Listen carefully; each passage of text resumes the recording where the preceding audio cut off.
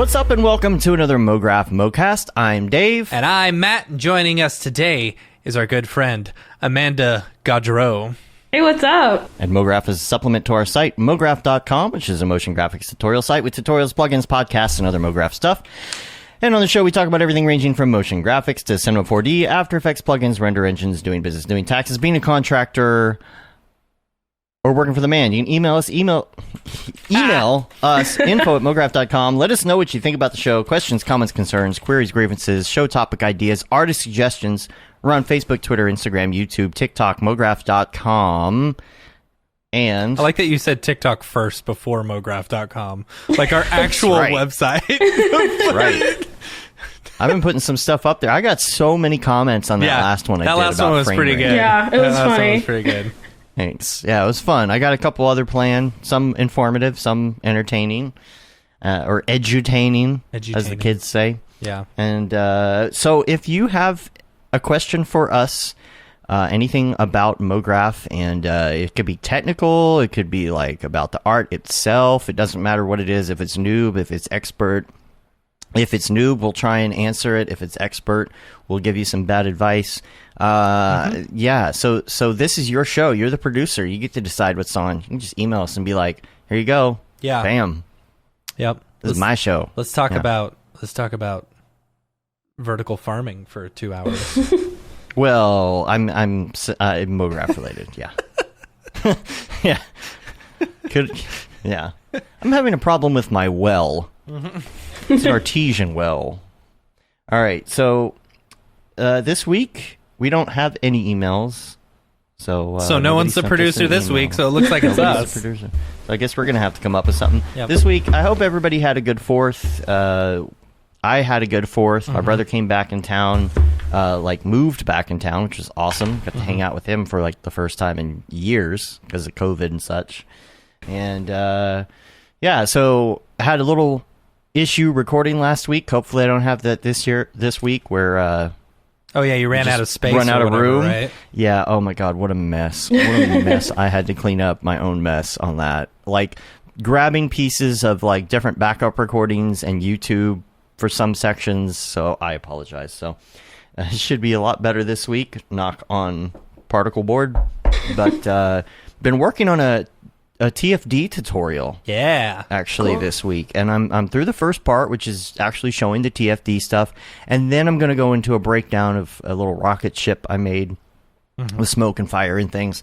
But I've already got that first part edited, so, it'll be an actual tutorial from us, Right. Just, something. And so check that out. And then I think we've got 3D Motion Show coming up here in a couple weeks as well. 2.5 weeks, I think. So mark your calendars for that. That's going to be a lot of fun. Brandon and Caitlin are just about done with their courses, and we've been scrambling to get them together. Pickle Nick is working really hard. Like Pickle Nick's the best. He's so good. He's the best. Like there was a glitch in one of the recordings, and he hit up Brandon, and Brandon re-recorded it and sent it last night, and this morning Nick's already edited it. And I'm like, dang, dude, you're on point. Yeah. If you were a good employee who like just knocks things out quickly, dude, you'll be very successful in life. Yes. So here's an issue. I'm going to outsource some ideas here for Caitlin's course, because here's the problem. The course is on Procreate. Right. Okay, so how do you name a course about Procreate? Right. Procreate with Caitlin. No, that's a bad idea. No, yeah. How to procreate. Right. Let's procreate. Okay, let's not use the word procreate in the title, because there's no good way to use it without it sounding awful. Okay, so yeah, we've come to the conclusion now that it needs to be like a completely different name that doesn't have the word procreate in it, and then underneath it will say using Procreate or just something like that. That's a good idea. Yeah. So I can't think of a good name. Like I've been struggling. Sometimes I'm really quick with a name. Yeah. And sometimes I just struggle. And here's the thing. It needs to be somehow something that describes what you're doing, which is learning how to draw and animate in Procreate. But I don't want it to be called like iPad illustration. Right. That's like so boring, right? Where's the SEO on that? I mean, come on. Yeah. And maybe it's for the better because Yeah. Procreate is bad SEO because you're going to get everything Procreate above that. Yeah. You know, Procreations. so, Procreations. That's good. We could just call it Procreations. Yeah. But still, there's more to it than that. I'll have to talk about it after it's released because it will make sense. But I don't want people to know some of the secrets about what's in the course. But it will be what we're talking about will be even funnier when you see some of the drawings and why it was even more inappropriate by accident. So, yeah, all the things. All of a sudden we're running a real company and have to think about things like that. So we're gonna hopefully be seeing some more from Brandon and Caitlin soon. We're gonna have them on the show. We're gonna talk about their new courses and everything. So that'll be fun. And what else do we have here? Camp Mograph. Let's do some updates on camp. Camp Mograph. Man, we haven't played that song in a while. Amanda's going to camp. So Yeah. excited. Yeah. Yeah. It's You and your boyfriend and one of your friends, right? Yeah. We're all going. We're all super excited. It's going to be dope. It is going to be so much fun. I have been so pumped about this. We've been working on like all the patches. So a couple weeks ago I went through and I just made a huge list of everything that we needed to do. And we've been working like the last camp we worked in like just a shared Google sheet, and then we started a new shared Google sheet and stuff like that, but we just moved everything over to Notion. And oh man, it's like it's so, very like, organized. data nerd. It's so cool. So yeah, it's cool. Like every person, you can rearrange what cabin they're in visually, and it all links back to the database. Yeah, and, oh my gosh, it's going to be very cool. So and we've got a whole list of stuff we need to do, and it's like, okay, we gotta make patches for all the sponsors and stuff like that. So getting to make the patches and getting to make the flags and doing the banners and all this other stuff. Like the more we do this, the more pumped I get for camp, and it's going to be so much fun. I cannot wait. So and we start talking to like the instructors. The instructors, about the we've been having course. meetings with all the instructors. I think we've only got like 2 meetings left. But hearing what the instructors have planned for camp, it's going to be oh man, I'm so pumped for it. So, and we have some surprises as far as people who are coming. We haven't announced anything like that. We probably won't. We'll just be some like, stuff hey, won't look. be announced. Yeah, you're we'll just going be to show up. There's going to be people hanging out. This person is here. Wow, they're very famous. Yeah. So, that's gonna be a lot of fun. So there's also some stuff we're working on for next year as well. Not camp wise, but just as far as meetups go, that I think are going to be really interesting. Well, I'm thinking about it. Getting back in the swing, doing meetups and things. I know. I'm so excited to do meetup. Like honestly, so I'm like this. I don't know. This year it's been crazy. We've worked so hard. Like we had one big project that we got done with, and then it's like, okay, now Dave just went on vacation. I'm about to take a 2-week-long vacation.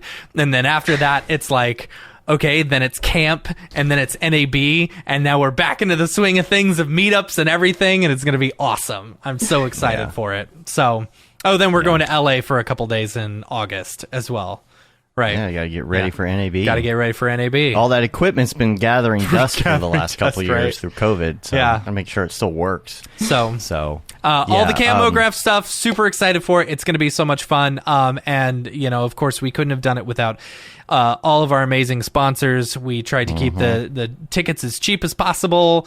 Thanks to our sponsors, our village sponsors, Maxon, Otoy, and Video Copilot. Big shout out to our gold sponsors, Minimal Massive, Grayscale Gorilla, and De Facto Sound, who we just added a few weeks ago. And then our bronze sponsors, AE Scripts and School of Motion. One last thing on Camp Mograph. We're sending out an email. Sorry, I told everyone last week that I was going to send out an email that week. I did not get to it. So we had a bunch of other stuff that we were working on. We were working on booking flights, and I'd say book your flight as soon as possible because ticket prices are starting to go up, Yes. We're going to send out a form eventually, too, Yes. where you can put out all your information. Yes. So if you didn't have that information when you signed up for your ticket, and I'm you'll be sure able a to lot of enter all people, like that. I said at the beginning of the Yeah. show, motion designers don't read emails or read any of the stuff that they're signing, and so no one knew that they needed to email shuttle@campmograph.com. So we're going to send out an email that will have a Google Forms link that will give your flight info if you're planning on taking the shuttle, and then we build the shuttle schedule based around that. off of that, so that Yeah. we're not just running cars every 30 minutes and wasting time and stuff like that. It's just like we'll be able to build the shuttle schedule, and then y'all will know what time it'll be. But yeah, it's going to be and it's our ton of fun. dedicated van too. Yes, like it's a Camp Mograph van. It's not like a service we hired. Correct. This is going to be our. We've got people from camp actually driving the shuttle, and we've got like a big magnet on the side that says Camp Mograph, and it's like a 15 passenger van that we're gonna have to actually take out some seats so that we can handle luggage and stuff like that. But it's gonna be fun. We should just tell people he's got to stay in the van the whole time. He's just got to go back and forth all day. Yeah, sorry, Mike. You're Part of the actually driving. experience. You're driving. He's driving. Get in, bro. Come on, bro. Oh, Get this no show way, on bro. the road, man. Let's get over to the camp, bro. Yeah. Is there a specific time people should land before, when they're buying tickets? Yeah, that's actually a really good question. So,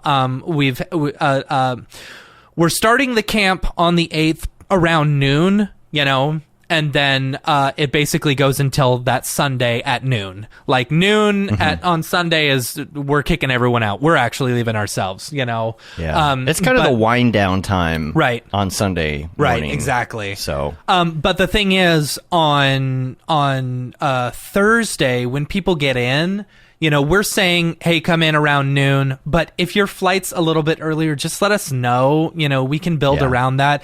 We're going to be there on the 8th, on that Wednesday, setting everything up and getting prepared and stuff like that. Yeah. So we'll be there, so if you show up at like 9 a.m. or whatever, it's like, it's not going to be a complete disaster. The end of the world. Yeah, it's not going to be the end of the world. We understand flights are flights, and you can't control that entirely. So, we'll send out the shuttle schedule. We're also going to send out, if for some reason someone missed like wanting to buy a hoodie or something like that. Yeah. We're also going to send out a link, or basically an order form, to where you can order it ahead of time and then just pay for it at camp. And most of that information we're going to get on the sheet really helps us, again, with the schedule, but it helps us kind of get an idea of when you're going to come to check in. Yeah. So we have a whole check-in process and just kind of an idea of, there's like 4 people that are coming in on this next shuttle. Yeah. We got to be here to check them in, and Yeah. it helps us through that whole process. Absolutely. So it's and to gonna have be, all your information correct, like as far as emergency contacts and, yes, and all of that. emergency contacts, especially, and like I know everyone filled that stuff out, when buying the tickets, but it's really good to know, who's allergic to what and who needs special stuff. Now, I don't think I can remember all that information, but I'm trying to remember people's faces. Yes. And this is so funny. So this is either, I don't know, everybody's going to think this is either super cool or super creepy, but It is cool in the sense that like you are trying to do this, because I'm terrible with names. I'm okay with faces, but I never remember people's names. But I love this. Go ahead. Tell it. I've got about maybe a third memorized so far. I haven't gotten everybody's headshot put in the system yet, but because everybody's in the database, we have everybody's headshot in there. And so I'm trying to do a version in Notion to where you can't see the name. So it just the face comes up, and then you say who that person is, and then you click and you can see if you got it right. So far I have about a third of the campers memorized. And you just show me a picture and I can tell you. And some of them I can even say, well, I think that one person, Anthony, actually might go by TJ or something like that because their email address is this. So when they get there, I'm going to be like, so do you go by TJ or... Yeah. Dave's That's not just creepy, stalking right? everyone who comes to camp. Yeah. No, I like it because I'm looking at people's website in order to see who they are, and I'm looking at their work, and I'm looking at where they're from, and it's really cool. I'm like getting to know all of these people, and I want to be able, when they walk into check-in, be like, oh, hey, Maria, you're here. Yeah. Yeah, that'll be fun. That's sweet. I like Iceland too. You know, that kind of thing. Yeah. Yeah. So it'll be fun. Hopefully Fun. not creepy. Don't take it as creepy, please. Don't take it creepy. Trying to keep this whole community vibe going, you know. Yeah, totally. Exactly. So, yeah.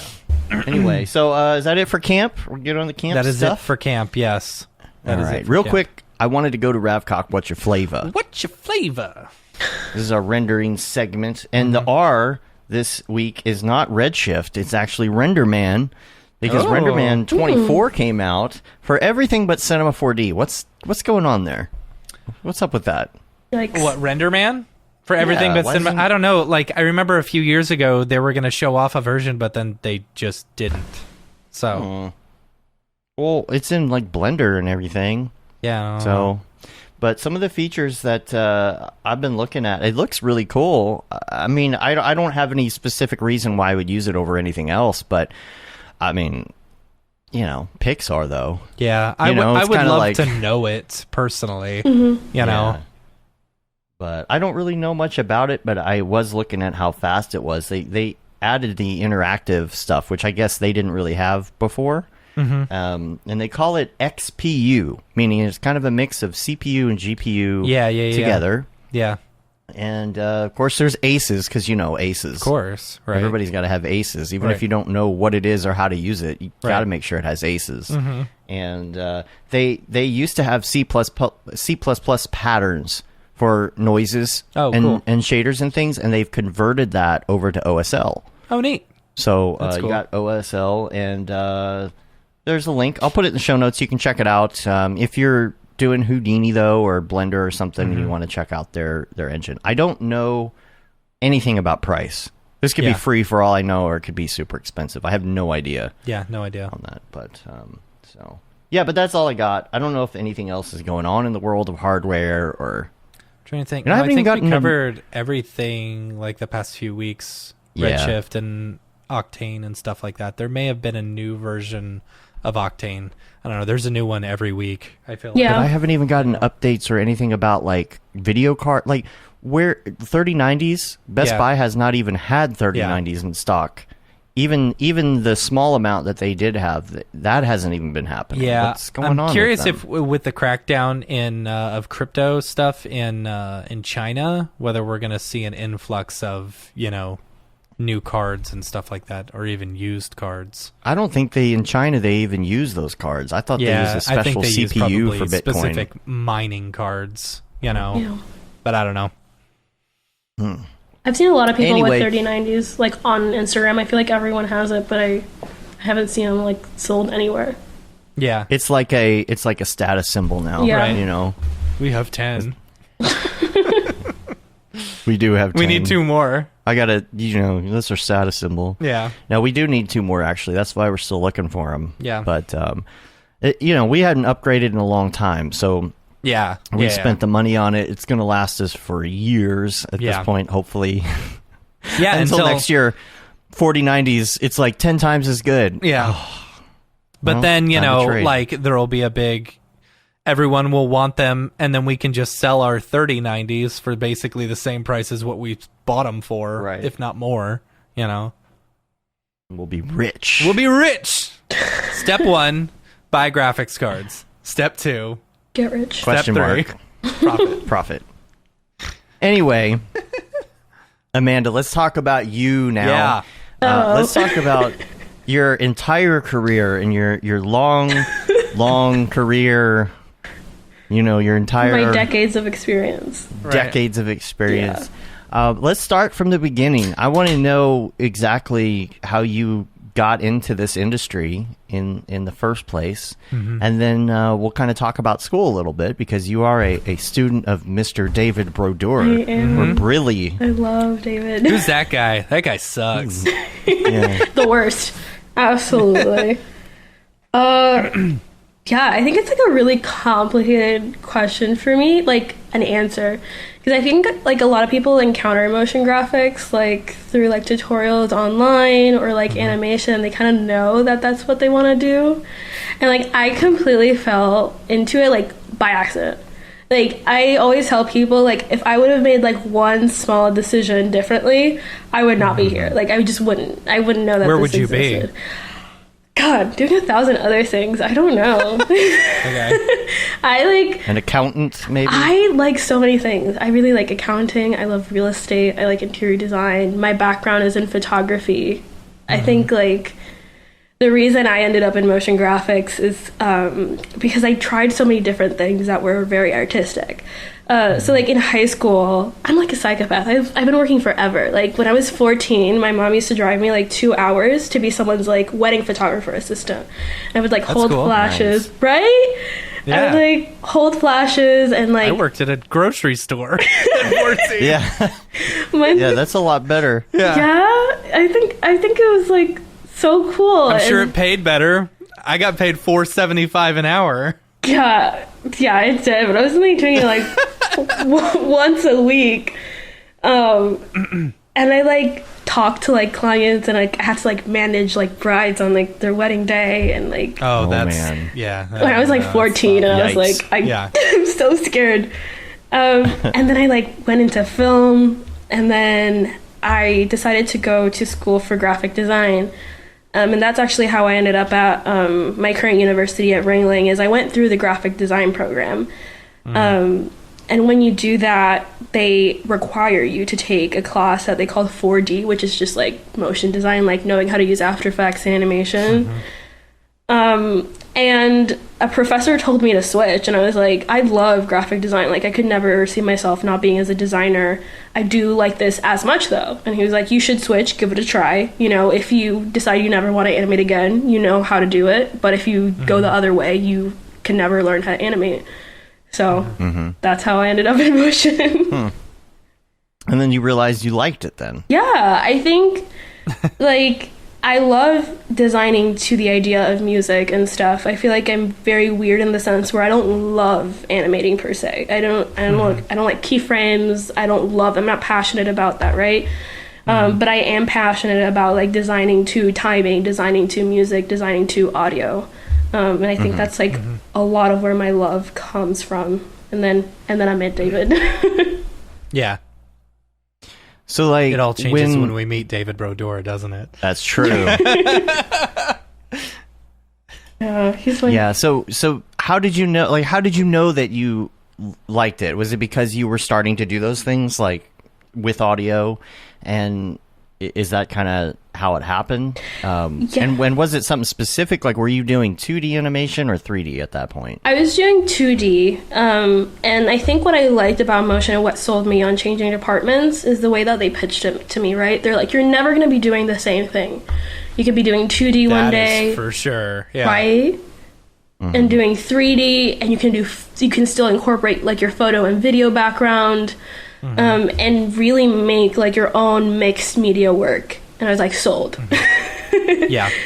That's a Yeah, really you can- good way you of can mix describing the- it. I like that because I sometimes feel as a motion designer you have to wear many different hats: graphic designer, photographer, 3D animator, particle sims and stuff like that. It's like, you kind of have to know all that. You have to know about physics 100%. and all these other things, and I think that's really good though, because you're bringing in the photography experience and the different interests, like you said, interior design or whatever. You can bring all that into 3D, and you can even use accounting. If you like accounting, then you're really going to love running your own business, Right. Yeah, it's So- fun. I think that's why I And like 3D spreadsheets. so much.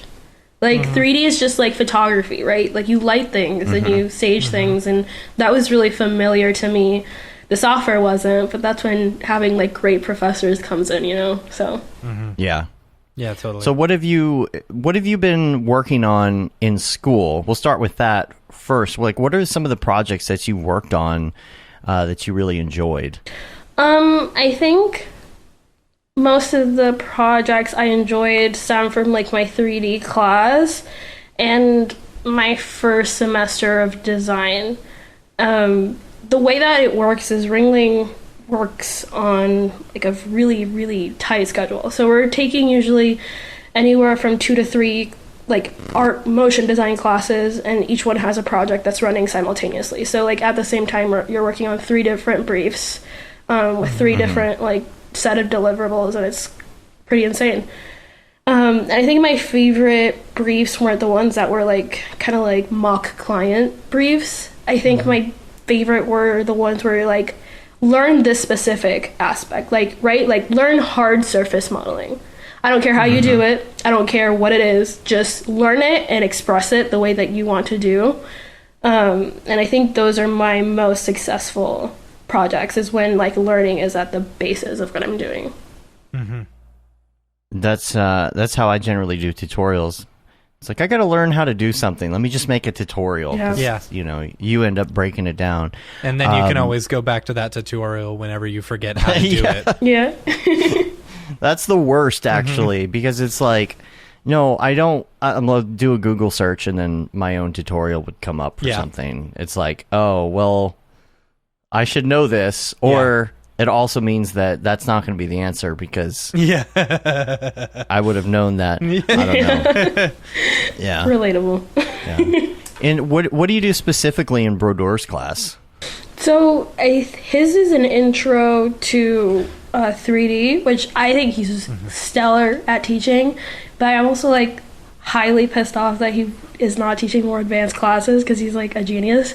So he like teaches, like, what we do is like, you know, like learn hard surface modeling, like how to even like put a light in a scene, like what do displacement maps do, organic modeling, like just sprinkling over like different aspects of what makes good 3D design. And, you know, he really leaves it open to like how much effort you want to put in and like what you want to do.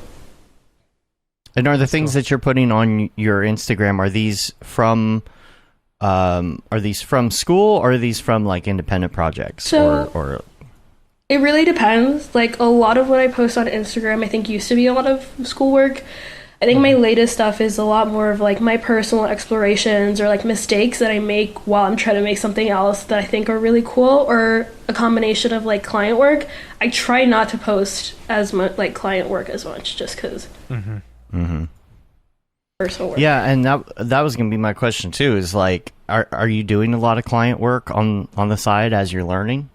Yeah, I mean, my junior year was kind of very, I think it was just like massive for me, career wise, and also like just like creatively.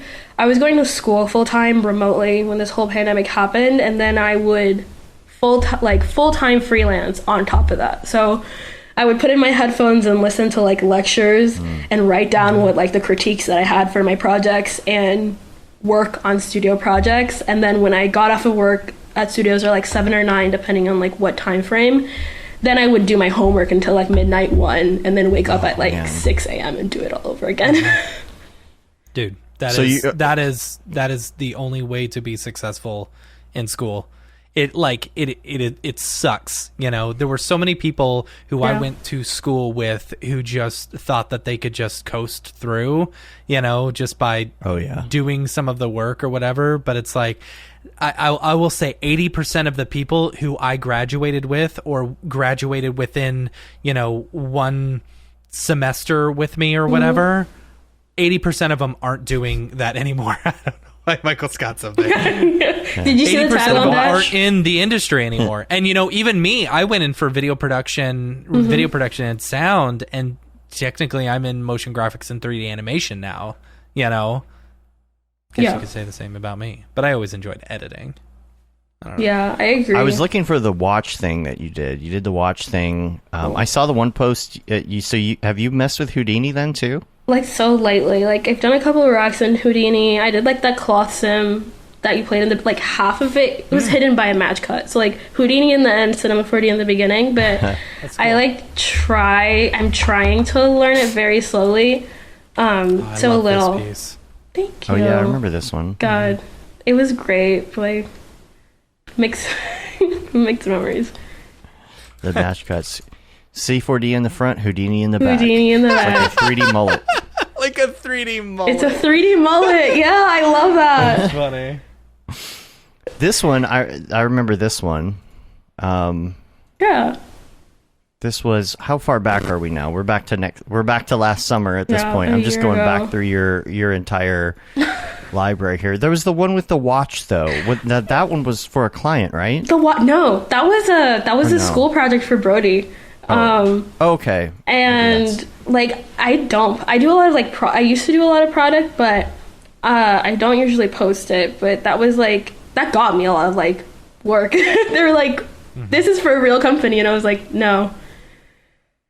I remember I'm pretty sure he showed me that piece or something at one point. I think that's how I originally saw it. Yeah, it's probably on my website, which is having a little glitch right now, but it's probably on my website. But I think with working in school, I definitely feel like I have to say I would not recommend.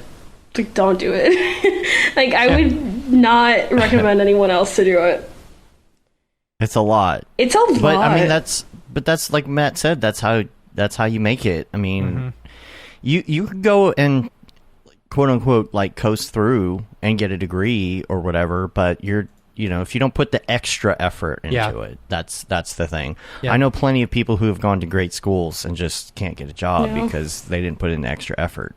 Yeah. And it's yeah, you got the degree, but your reel doesn't look good. It's yeah. I love that. I saw that one. Sorry. No, go ahead. I said I love how the further back you go, you can tell the worse the work gets. I don't think so. I think it's good. I think it's all good. I want to know about the sci-fi I thing. had this type of portfolio coming out of college. It's I would have killed for that. That's so sweet. Probably not actually killed, but still. Tell me about the sci-fi piece, because were you doing frame by frame? Yeah, with that? we have to take a whole semester of stop motion, and this was one of the projects where we have to do a whole sci-fi ID. Everything is stop motion, the letters, the pup, everything. It's that's awesome. Yeah, it was a super cool How semester. is this set up, though? It gives you, it introduces you to a lot of the basic animation principles and stuff like that, Yeah. Just cool. Yeah. So the way that this is set up is that light box, this is on a dragon frame. So we just use paper cutouts that our professor had given us. So he gave us the sci-fi, and everyone had to use the same dragon puppet. The idea was you had to be creative with the limited materials that you gave you. So everyone has the same puppets. You just have to make the story your own. And then you just put a background in post, and that's it. And the thing is, though, when I go through your Instagram feed, I mean, you can see your progression as well. All this stuff is great, but that's kind of the nice thing about it. You kind of seem like you look at it and you're like, oh, don't show that one.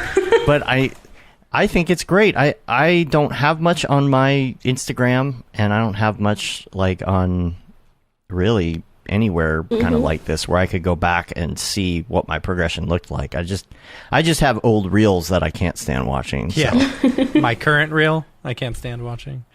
I relate to that. Yeah. That I haven't updated in 4 years. Because all the work that I've done is NDA and I can't put anything on there. Yeah. Right? Yeah. So how much time do you have left at Ringling? I have a year left, so I have the fall semester that I can choose to enter instead of being at school, and then a final semester that's a thesis project, and then I'm done. That's awesome. And then what? That's the question. That is the question. I have no clue. I have no I just don't know what I'm doing, because I feel if you would have asked me... That's don't worry, none of us do. Right? None of us know what we're doing. I feel if you would have asked me 2 years ago, I would have had this detailed plan about where I wanted to do and where I wanted to go, and it's just this year has been so unpredictable that I don't know where I'm going to be artistically in a year, or what I'm going to want out of my life. I think right now, post-grad, what I'm prioritizing is jobs in places where I can have an input in design, in story, in development, right? I have something to say, and I want to go someplace that really values not just my skills, but me as an artist. Right. Yeah. And are you interning? Are you allowed to say anything about where you're interning or no? I can't, because it's not final yet. All right. When it's final, you can let us know. Yeah. You can just post it in the Slack. I will. Yeah. So what about upcoming personal projects? Do you have enough time, first of all, I guess? Or are you waiting till after school to really dive into anything like that? Like something big? Or do you have something brewing? I feel Where's like... the secret? No, it's going to be post-grad. Like, I think along the lines of, like, when I said I wouldn't recommend anyone, like, working full-time, like, artistically on top of, like, doing, like, 5 projects. It's like, I'm currently, like, in the worst burnout of my life. Like, Yeah. I've been on hiatus, and Yeah. I have, like, a lot of things I want to do, I think, like, within the next year, definitely. Like, right now I'm working on a small personal project with a friend, but definitely taking a break for now. You got hopefully senioritis, camp will help. right? Yeah. Yeah. Senioritis. Yeah, maybe camp will help with that. Oh, I'm so That excited. disconnect. I know. It's I just be keep hearing right more back. and more Sorry, about guys. that all the time. That's what I hear is that if you're getting that burnout, you just got to stop and get your inspiration. You got to get your inspiration from other places, whatever that is. Yeah. And it's so true. I mean, I feel like the best animation that I've made in the last couple years that I really felt like I put something into was inspired from something completely random and not somebody else's art. And to me, that's where it comes from. You got to take a break, get away from the computer screen, get away from the TikTok, whatever it is, and just It's so get it important. from somewhere else. It's so important. And it's really hard, right? Because, like, you get all these opportunities that it feels like you have to say yes, or it feels like if you say no, nothing like this will ever come again. Right. But if you're just, And yeah. Well, I imagine as a student too, that's kind of a tough thing too, because if something comes up and you just don't have the time for it, but it's a big gig, it's like that's got to be a huge feeling of like, I mean, almost like FOMO, I guess, in a way. You know, and we've had some come across our desk like that before. Either it's a project that falls through, or somebody else gets the bid. That's like, oh, this would be such a great project, and someone else wins the bid. That's such a, it's like, feels, you know. And then you got stuff like the hurricane coming at you.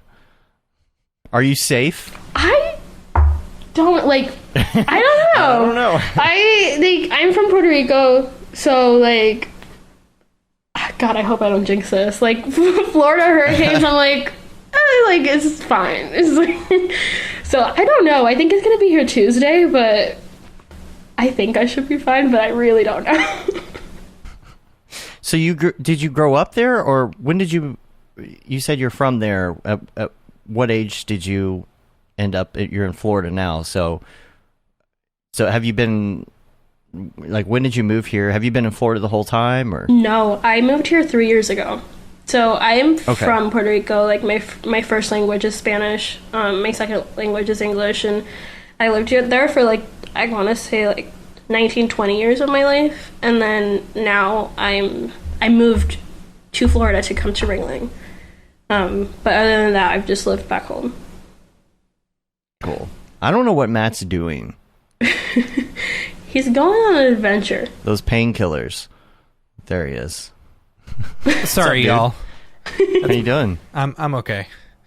The painkillers hitting you too hard? No, I forgot to go to the bathroom before the show, so Relatable. and then I'm about to take another painkiller right now. So man. let's get crazy. Going hardcore. We're gonna get to the NFT segment. You're just gonna be all loopy. I'm gonna be like, this is the best NFT ever. I love you guys.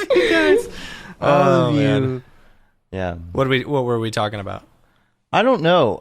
My question, I guess, would be, what are you? Besides, I mean, obviously, you know, maybe do projects and things, and you want to work somewhere. Have you thought about just doing freelance, or? Yeah. I feel like after graduation, like, right, like, asking for artistic control, or, like, being able to, like, design or work under art directors, I don't feel like that's an easy ask for, like, a lot of people to swallow, especially for someone who is coming out of school. And that's, like, one of the biggest thing I've encountered, right? They're like, there's a lot of times, this is a funny story, actually. Well, not that funny, but I have a lot of people reaching out and be like, hey, we love your portfolio, come for the senior position, not knowing I'm in school, right? And then I interview. And then I'm like, actually, you know, like I can do this project, but I'm in school, and like something doesn't align. So I'm like, I'm in school. And then they're like, cool. So like, do you want to be part of our internship program? And I'm like, yeah, it's like you go from a senior position to an internship. Right. And I'm like, no, like you think because I'm in school, you can pay me less, even though you think my skills are at a senior level. Like that just doesn't align with me, right? Right. Yeah. So I think like freelance, as of right now, is like my most hopeful option to continue to be able to like be very selective about the projects I take on, or like really make sure that the projects I do, I feel passionate about. That's cool. Yeah. That's cool. And it's nice to go somewhere, though, to at least learn kind of like the process, like the workflow process, the studio process. Yes. Even for a little bit, you know, if you've never done it before. I hear a lot of people give that advice because... Well, what's funny is it's also so different in every studio, you know? Like the way we run things is different than the way Already Been Chewed runs things, which is different than the way some of these other studios run things, you know? Yeah. Yeah, and it's like, like I said, I would love to, right? But I don't think it's the right thing for me artistically to do that if I'm just not happy artistically. Yeah. Oh, of course. Yeah. Absolutely. Yeah. Absolutely. And I know a lot of people will go to... there's a lot of people that go to school and they do have like a really like amazing portfolio, like right from the get-go. Like, I don't... Like Brienne... wait, what's her new name? No, what's her new name? Brie Marie. Now? Brie Marie. Yeah. And like who will just have an amazing portfolio, and right out of school they're going somewhere. Yeah. You know. She went straight to Buck, right? Yeah, I think a lot of people do that, and then they'll go somewhere like that, and then they hop off and do freelance, and it makes sense. And I don't blame anybody for doing that. I think a lot of times what happens with these studios is like they find these really great, talented artists, but like they're too good to be able to hang on to. Yeah. You know, that's got to be tough as a place like Buck, or even like Facebook bringing on like really talented artists. And then it's like, okay, well, this is all well and good, but I'm going to go do my own thing. Yeah. You know, but then it's Facebook good to learn the pays you business Facebook process. money. Well, yeah. You know, it's like, wait, all right, is that... I'll go work for the devil. Yeah. What's your price? Yeah. Yeah. I mean, it all depends. And like studios, there's like it's definitely not everyone, right? Like I've had some amazing conversations with like some studios and agencies and like companies that seem really like open to like changing the way things have like regularly been done, and I think that's like really hopeful for other people. Yeah, I think you'll probably do really well on that, even on the well. business side, because like we were talking about nerding out about like accounting things before the show. It's like if that's your deal, you're really gonna love it, because you can like do that separation, and if like you're not into the art side, just move over to you know, your burn sheet and just go calculate your income. My accountant loves me. He loves me. Yeah. Like I have a Our spreadsheet. Hates us. Yeah. Oh, that's Yeah, funny. we got our little rundown sheet the other day, and it's like, here's your vendor sheet. Now let us know what all these, or not vendors, but like your client sheet, like all these clients. What do you do for all these clients? It's like 3D animation, 3D animation, 3D animation. We're very easy in that, but yeah, when it comes to the accounting stuff, like my head just, I can do it, but I don't like it. Yeah. I don't like it, you know. I am a nerdy spreadsheet person, but when it comes to like accounting terms and things that I don't understand, I just glaze over. Like I can't even Google the things without my head just like hurting, because it's like, is this the real law? Is this the federal law? Is this the local state law? Yeah. I don't even know. And then there's like 50 terms that I don't understand that I have to go Google those terms to understand what they're talking about. Yeah. And so, yeah, I just leave it to the professionals, in my opinion. But Definitely. yeah. So I had another question for you a minute ago, and I can't remember what it is. That happens to me all the time. Yeah. We were talking about studios, and we were talking about internships, and we were talking. I'm trying to like, if that helps at all. What is your ultimate not company to work for as an artist, but what is like your ultimate get as far as like a project you like to work for somebody else? I don't think I have a dream project because I really have fun with like all kinds of brief. Like I'm really boring. Like you give me like a toothbrush and I'll like be like, yeah. But like I think my dream is to be able to be a creative director or be in a position where I'm not just looking at like having my hands dirty in like the files and everything else, but over to like oversee things, look at visions from like a general sense. I really think I'm good at that, and I really want to be able to creative direct or art direct at some point in my career. Do you feel like you're sure more into you'll be like there. two? Like, yeah, you've got the talent to where it's not going to be long. Thank you. Yeah. Do you think you're more? Do you feel like more comfortable with 2D or 3D? Like, what's your favorite place to be in, or app actually, like application wise? I think I'm gonna say 3D, just because the way I approach 3D is in a very 2D way. So like if I wanted to make something very graphic and, you know, play with type and composition, I could still do that with cinema, and I couldn't do the reverse, right? Like if I wanted to add dimension or depth or, you know, you can, right. It's just a really long process. Of work. Yeah. Yeah. Definitely 3D. See, when Matt and I are slightly older, and when we were younger, there was very little access to certain types of programs. Obviously, the technology was not where it is now. So it's really cool being able to jump in straight to GPU render, straight to really amazing programs. What are some of the other... I mean, you got After Effects, you got Cinema 4D, little Houdini. Yeah. There's some other programs you've been working with? Photoshop. I love Photoshop. Like every single render I do that is even in 3D goes through Photoshop. I know I'm gonna probably get like so much hate for that, but no, not at all. That's the last company I worked for before I jumped off, you know, for Nexus Motion full time was like it was all stills, you know. But a majority of the things, it was we'd render it with different passes, and then we'd just work in Photoshop for hours, you know.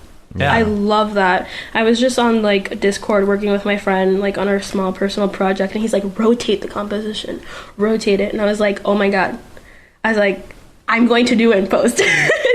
Because like he works very much in render, and I'm like, I just render out a bunch of like stills as assets, and then I work in Photoshop, and then if I like something, I'll be like, I wonder if I can do this in 3D, right? But like the flexibility of like post and like having that flexibility, especially for like my background is in photography, it's in comping, it's in doing all these things. It's like very much like playtime for me when I'm in Photoshop. Yeah, I used to do a lot of Photoshop back in the day because when I was on the road and I was doing like live graphics and things, it wasn't really like animated graphics. It was a lot of still stuff, and I got really good at Photoshop. The problem is, though, moving into 3D for me is it's still kind of destructive. Yeah. I'm like kind of a procedural nerd when it comes to a lot of things, so that's why smart now... layers. You got smart layers. Yeah, you do have smart layers, but there's certain things where it's just like, I don't know. I prefer to go into After Effects to comp something sometimes. Like, I don't know. Like, adjustment layers and things like that work differently in Photoshop. And so I feel like sometimes I wish, even though it's almost like it's taking a step back, I feel like sometimes being able to comp in a way that you would in After Effects, but in Photoshop would be nice. You know, it's kind of hard to explain, but, you know, I know a lot of people that do that. They're like, oh, I'm just going to comp this in After Effects real quick. That's what I do. You know? I do. I get 85% of the way there, and then I'll comp everything in After Effects. Or if there's other stuff where I know it's like, all right, I'm just going to use a video file, or like I'm going to use a fake explosion or something like that. Yeah. Or I will do a lot of particles separately from my actual render and then just comp those in like it was actual footage. You know, I do that a lot. Yeah. What about things like real-time game engines, VR, AR? Do you have any interest in any of that, or is that just kind of a whole nother... I think I do. I'm not like 100% sure because I haven't done any of it. And I think like it's just like I would love to get my hands dirty with that. Right now I don't think it's like accessible for someone who doesn't want to drop like serious cash. And I think that's kind of a hard thing because as an artist, when you kind of have your you kind of have your system down, you know your tools and everything, you're working with things that are not real time. To move over to real time can be kind of weird. It's this whole other like gaming area over here, you know, but I think it's a good thing to keep an eye on because you don't know what's going to happen in the next 20 years in this industry.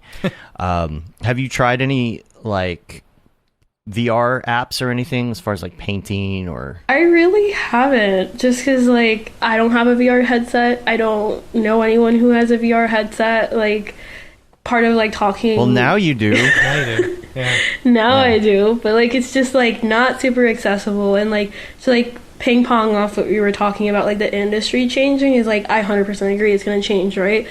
But like I think some of the best advice that I've ever gotten in my entire career is from like my professor freshman year. Her name is like Nora, and she was like, I don't care what program you like work in, like if you're a good designer, you're a good designer, period. Like there's no ifs, whens, or buts.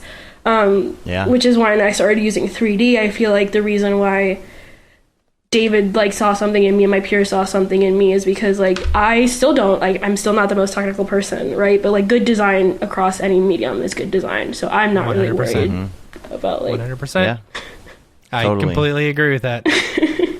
Yeah, it's a weird time right now with all of that and these industries just kind of waving around and kind of merging but not quite.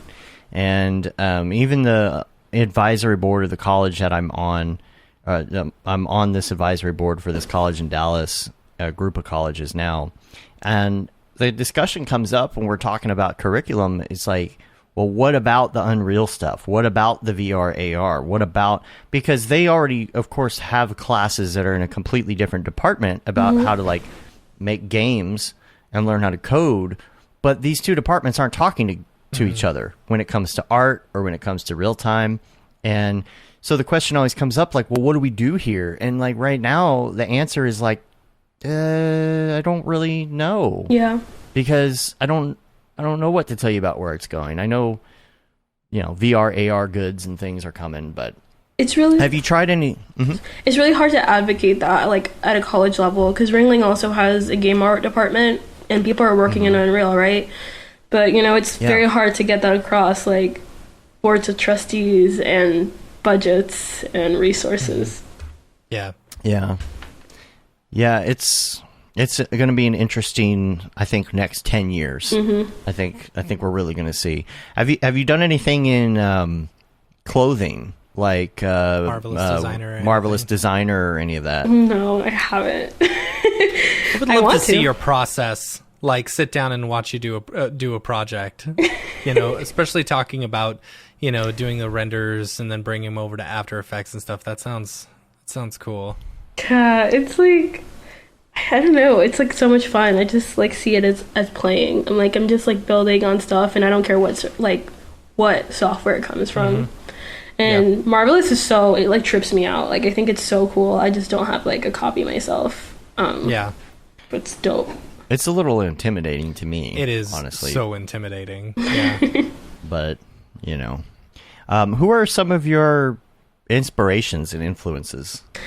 I think a lot of my inspiration within motion design, there's this artist, her name is Yas and Vincente. She like does a lot of like architectural stuff. There's like Secret Swim Club. He's a freelancer from the UK. Dope 3D work. I think a lot of my inspiration, like when I'm building my projects, comes from sculpture work and theater production. I love theater stages because it's like design, just like with bare minimum, and I think that's really beautiful. I also love illustrators. I love everyone's work. I don't think I like a specific person. If that's, I feel so weird because I feel like people always have a favorite. Not necessarily. Yeah, I don't know. Like, I don't even know. I don't think I have like a specific one piece of. I mean, besides David Ariev, right? But yeah, I don't know. I had another question for you too, and it completely slipped my mind. No worries. Any other questions? Anybody in the chat have any questions before we go into the next segment here? Mm-hmm. Going once, going twice. Matt, you got anything? No, I just got a notification that his auction ended for his site. We can save that for the drop. Ooh, okay, we'll save that. Interesting to talk about. That's so funny. Beeple owes me a follow.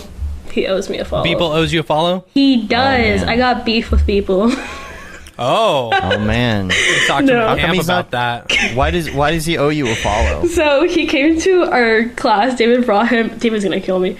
He brought him on to like talk to us, and he like challenged us to like a 30-day of everydays. And he's like, he posted us to our story. He's like, if you do this, I'll follow you. And then a bunch of us did it. And then he like blew up at that point. Yeah. So I'm like, next time I see you, camp. Yeah. Camp. You gotta go up to him. He'll at camp follow you at and be camp. like, yeah. At this point, I kind of want him not to follow me, so it can be like an ongoing joke. Yeah, there you go. Or you should go ahead and just block him, so when he tries to, it says, no, this person has blocked you. Yeah. 100%. I can't find you. I can't find you on Instagram. What's the deal? It's so weird.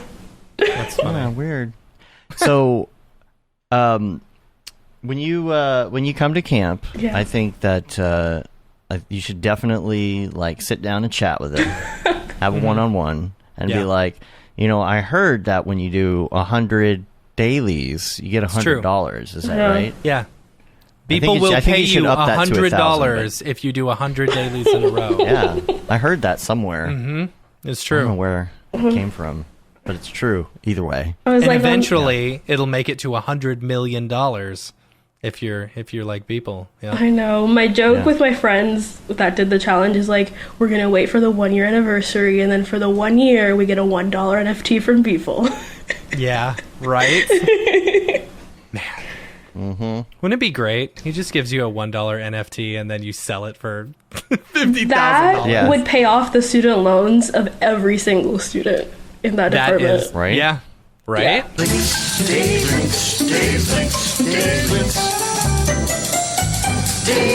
So I want to do some links real quick, and then we're going to go into some Mograph recommends. I only got a couple links, but this is so weird. I had a link to this animation, and it's really good, and I cannot remember the context in which I saved this. I don't remember if somebody sent it to me, if somebody like Instagrammed it to me or suggested it, or if it was somebody that worked on the project, or if it was something that I just liked. It is called A Night in Camp Heebie-Jeebie. And I'm like, I have this bookmarked, and it's a really great piece. It's like got some great character animation. I cannot remember for the life of me where I got this link. It's so weird. I usually remember all of this, or I'll bookmark something because I'm like, oh, I'll remember when I open my bookmarks.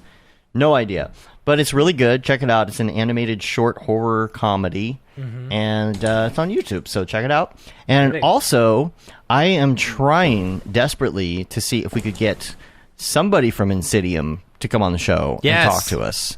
Yes, we need and we've been talked to Bob, and he's got to get permission from his high ups and whatnot. But I just keep seeing stuff that they're teasing with Insidium. Like I am very excited about what they've got coming up.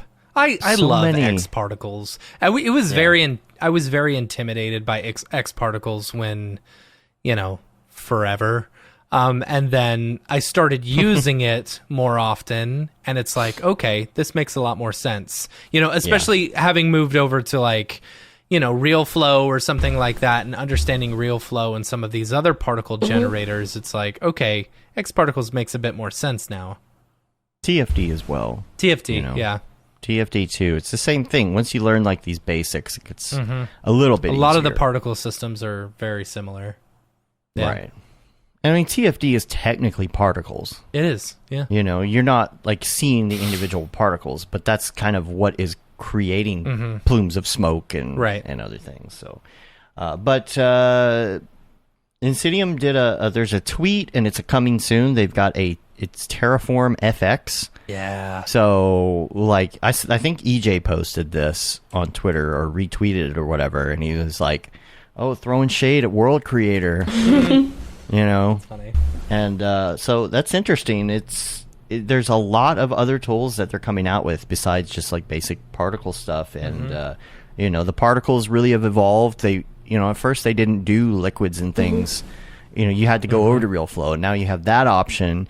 And they're really building on all of this, so I'll be interested to see where that goes. They've also got like some new mesher or something like that, right? Yep. That looks cool. I thought. See, that's why I want to try and get them on the show. I know, like, it's hard because they're probably developing and they can't talk about certain things and whatever. But you know, maybe we could at least line something up so that whenever it does come out, we can get them on and talk, because there's a lot of people over there that we've actually met over the years. And it would be fun to chat. We never really get to chat about. Yeah, they were a sponsor for Camp Mograph the previous year. Yeah. Yeah.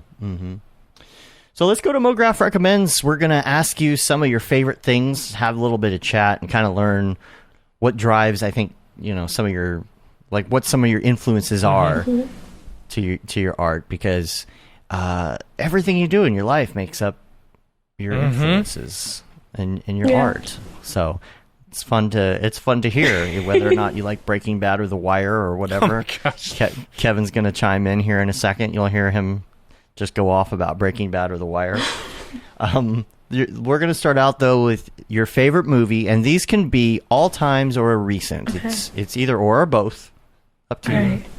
So I love Moonrise Kingdom. I think anything by Wes Anderson is Moonrise Kingdom is very impeccable. Good. Yes.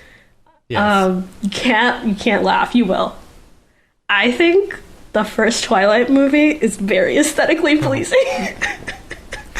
Sorry, I'll be back later. Was it this shot of when oh gosh, what's Edward Cullen is like holding onto the desk, like just trying to keep himself from, you know, ripping apart every person in. It's so funny. I read all the books. I saw all the movies. The color grading, except the last one, I didn't care for that. Right, like the color grading on the first one's off the walls. Like, I just think that's so fun that they just said on the blue slider, just like. Yeah. But yeah. So are you team, what is it? Team Edward or Team Jacob? There's no teams anymore. There's no teams. The fourth one cleared it all up because, spoiler alert, the werewolf, like, fell in love with their child. Because that's not weird. Yeah. It's really weird. Turns out he's Brad Pitt the whole time. Turns out what? Twilight memes are the best thing ever. They're all right. Interesting. What other movies? I don't watch a lot of movies. I think I watch a lot of shows. Yeah. Okay. I'm like definitely a like show what? person. That's another one. I watch I love the BBC's Sherlock. I think it's fantastic. Very good. Yes. Yeah. Brilliant. I think obviously Game of Thrones. You know, I feel like that has to be in there because it's so beautifully cinematically. Downtown Abbey has like some scenes that look like paintings, like Renaissance paintings. Yeah. It's like incredible. And then Booksmart, that's a movie. Booksmart, so good. Like, I don't know Booksmart. Oh, I think I saw that movie. Yeah. What's the premise on that again? Premise is it's like two high school girls, best friends, very like valedictorian, have done things like always right, and then they decide to go like crazy the night before their graduation, and it's a very like wholesome like movie, I think, to watch. It's like a very like, it reminds you of like 90s rom-coms, and it's definitely like very nostalgic. Yeah I'll have to watch it's kind of like I like don't really remember it. Like, I know I watched it, but it's weird, I don't really remember the Olivia premise, Wilde like, yeah I was just thinking about Really? It's crazy. Yeah. It was really good. Like, the script is fantastic. It's almost seemed like it had a vibe of what's that movie? Superbad in a way. Yeah. Kind of felt like that from what I can remember. Have you seen Palm Springs? I have not. Oh, Palm Springs. I'm gonna add it in. It's on Hulu. So Add it to your good. list. I'm gonna add it on. Oh, Yeah. it does not get enough credit. Like Palm Springs is such a great movie. Yeah. Yeah, it is. Yeah. I'm gonna add it on. Yeah, definitely check that one out. Any other shows? Anything by Marvel, like their new like shows, like WandaVision, insane. So good. Like motion graphics on it, insane. Loki, Yeah. great. Loki is killer. Love it. Love it. So good. The title sequence. Yeah. Have you watched Doctor Who? I have. I love Benedict Cumberbatch. Okay. Benedict Cumberbatch is not in Doctor Who. Wait, I thought it was Doctor Who, not Doctor Strange. No, I haven't. Close watched enough. Doctor One of Who. those doctors. Okay, I was just curious because you said Sherlock, and the writer of Sherlock also wrote a ton for Doctor Who, and I feel like if you like Loki, like it has a very similar Doctor Who vibe or whatever. Palm Springs and Are the motion graphics good? Like for Loki, I haven't seen Loki yet. Oh man, so. you got to watch Loki. so It's good. so good. It's so good. Did Like Perception do them? Because they did the they other might ones. have. I don't know. I have Yeah. no idea. It's so I smart. can't think of anything in particular with the motion graphics. I mean, there's it's all 3D stuff. I think. so I mean, WandaVision. Do you know was like good. the letters in the beginning where it says Loki and they switch? yeah. I lost it, and my boyfriend was like, "Are you okay?" Like they're just Yeah. letters switching, and I was like, "No, this is so smart, right? Because they're like variants and they're Yeah. different versions of them. Right. So the letters change, and I Right. was like, "Who designed this? Like brilliant."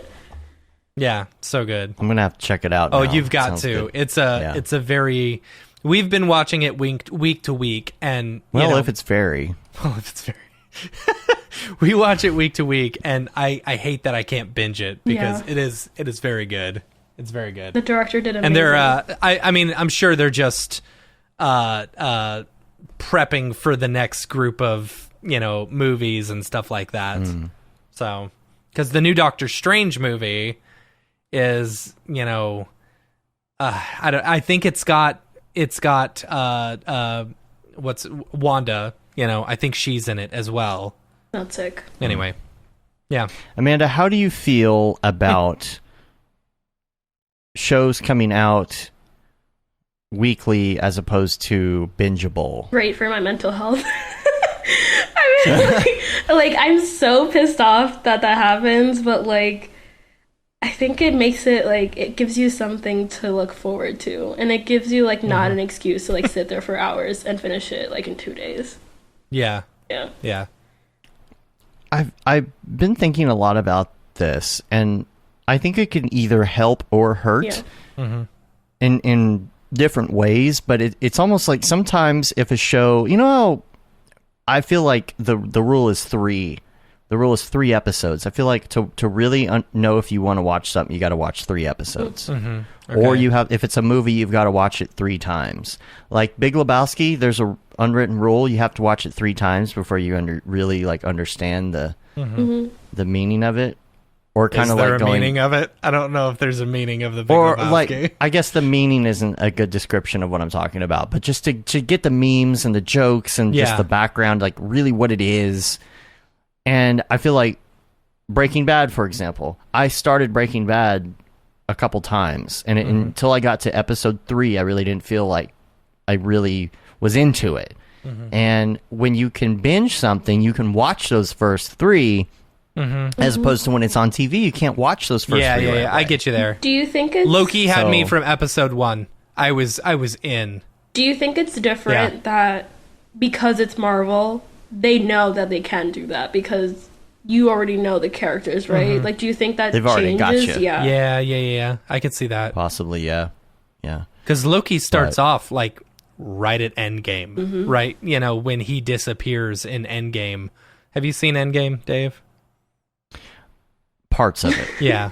Anyway. I mean, I know all the stories. I know everything. Here's the thing: is that Julie watches all these movies like on loop or whatever. So Yeah.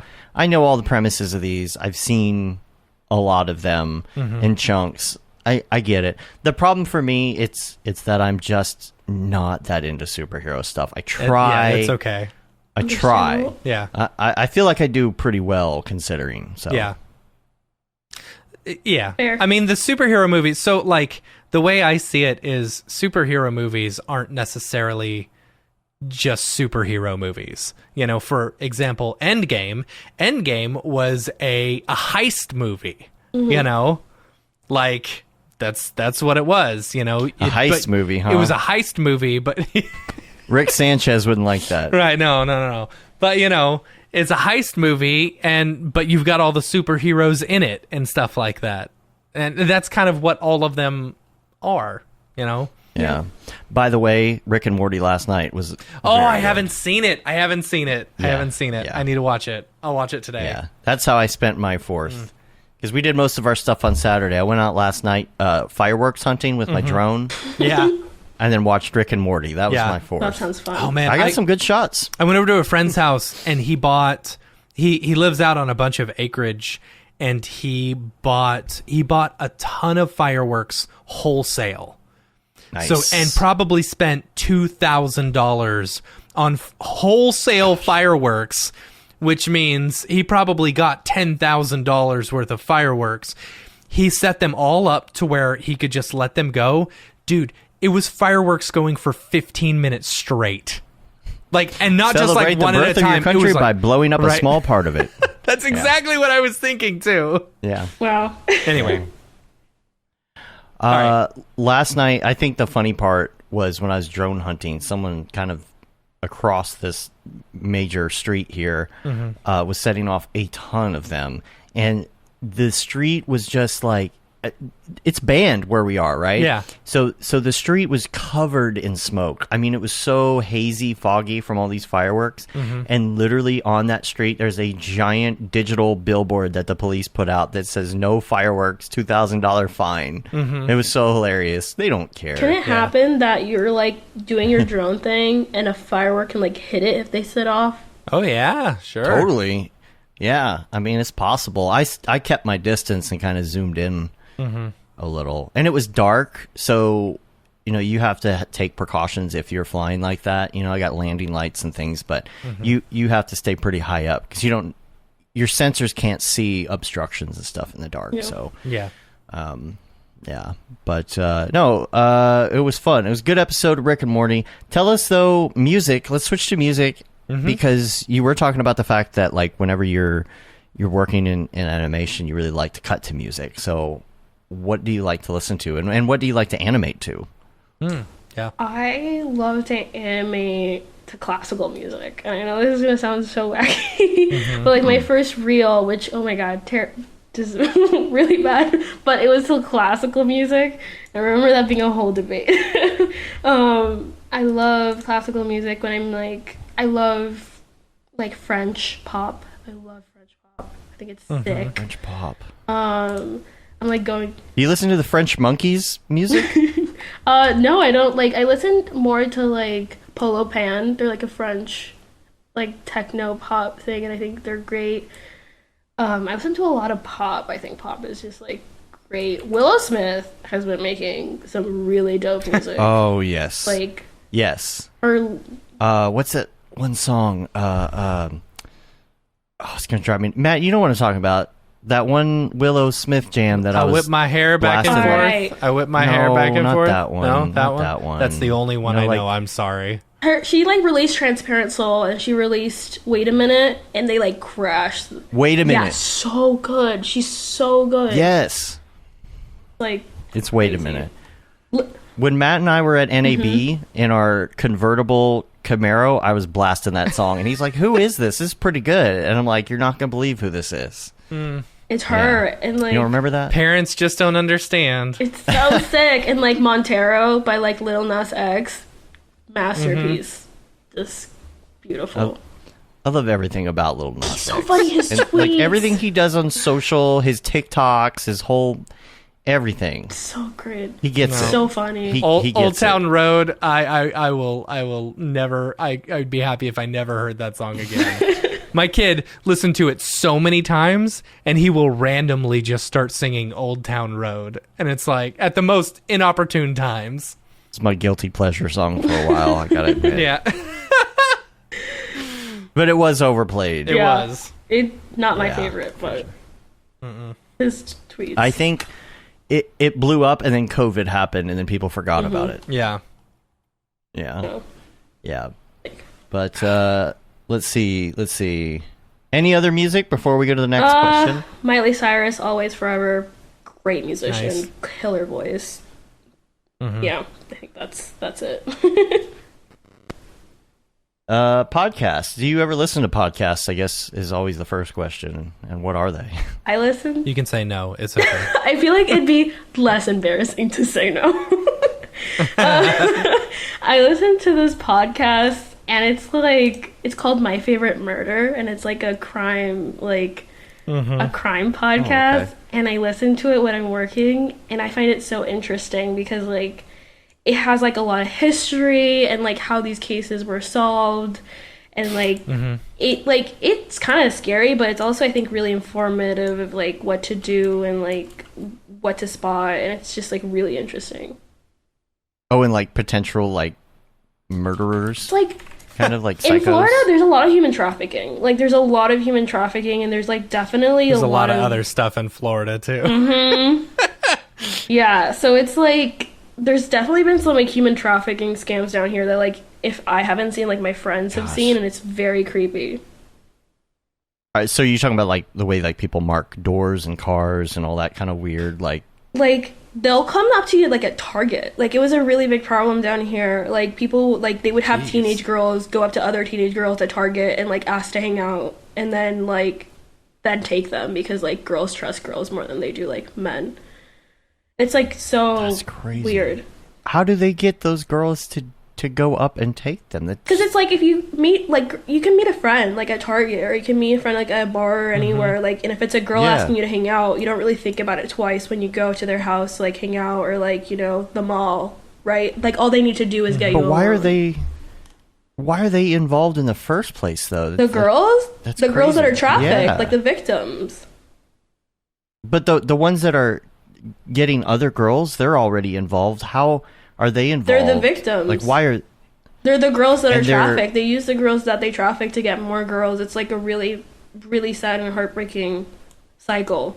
Gosh. Yeah. So even though they're free because they're out there trying to get others, why don't they try and Escape. I guess escape? I mean, at there's that Stockholm point? syndrome. A lot of times, the clients of child service, child trafficking, are in police officers, like in stations. Like that's a really popular thing. Like when you're in a situation where you're like, when they threaten everyone you know in your life, I don't think like you have the flexibility of just running to the next person, right? Because they can always say that girls are hysterical, or like, oh, it's just my daughter, she's freaking out, like.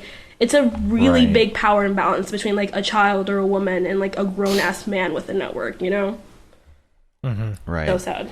And I know it's bigger than most people know. I know it's bigger than I'm aware, and I keep hearing like that it's such a big It thing, is. but people just don't know to what extent, I do see things sometimes online. I'm not sure how much of it is, sometimes it's real, sometimes it's fake. Like there'll be the urban legend about, oh, if you flash your headlights at somebody, it's usually because you're warning them like their lights aren't on, right? Oh, but if you flash your lights, these gangs, they leave their lights off on purpose so that when you flash your lights at them, then they shoot you. Like there's all these urban legends Never like heard that that. I don't think are real. But then you start seeing similar things online about, oh, well, they'll mark your car by putting this X on it. And it's like, is that a real thing? Is that an actual human trafficking thing or not? And It Yeah. depends. It depends by place. But I think like listening to like and reading about like victims, like explaining or spreading awareness about it is like super important, especially for like any young woman or like any woman to know and to like spot. So yeah. And me having a daughter, Yeah. of course, I'm like super concerned about that. It makes you so nervous. It's like, as it should. oh, you want to go do something on your own? Even in the neighborhood, right? It's like growing up, kids just ran all over the place for hours and you didn't know where they were. And it's just so different. Kind of sad, but Yeah, my so kid, that he runs around. I say, okay, just don't get kidnapped. Yeah. Joking. yeah. So that's a sad Yeah. podcast, but it like Yeah. Any other podcasts? Yeah. Yeah. Maybe any some other more podcast? uplifting ones? I love listening There's to it all. NPR. I love NPR. Yeah, same. Did you listen to Serial? Didn't have it. I mostly listen to Code Switch a lot. and I enjoy that one. Which one is that? It's the one that talks about like race and like interactions between races and racism and like kind of like politics. And it's really interesting because they bring on like a variety of people to talk about like their background, and it's really like enlightening to hear like all these stories. There's a lot of good podcasts that NPR does. They're really good. But they got that training. They got that experience. It's sick. And talking I know. like this is NPR. It's so exciting. They're like, hello. It's so calming. Like, Do you guys have any favorites? All right. Nah. You know, Or suck. well, I suck. okay. I don't get to listen to them that often anymore, but the one that I still try to keep up with is Back to Work with Merlin Mann. That's like my favorite. But if you want to get something that's comedy, My Brother and Me, got to go for that. It's very good, stuff. Yeah. One of Lin-Manuel Miranda's favorites. Right? All right. The next thing on the list is your favorite plugin. Considered a plugin. It's well, I'm trying to reach here. Oh, that's what I was going to ask you earlier. That's what I forgot. Yeah. Render engines. Okay, let's talk about them for a split second here. It can't be your plugin. You're going to have to give us a separate plugin. But what render engine do you use? Octane, like 99.9% of the time.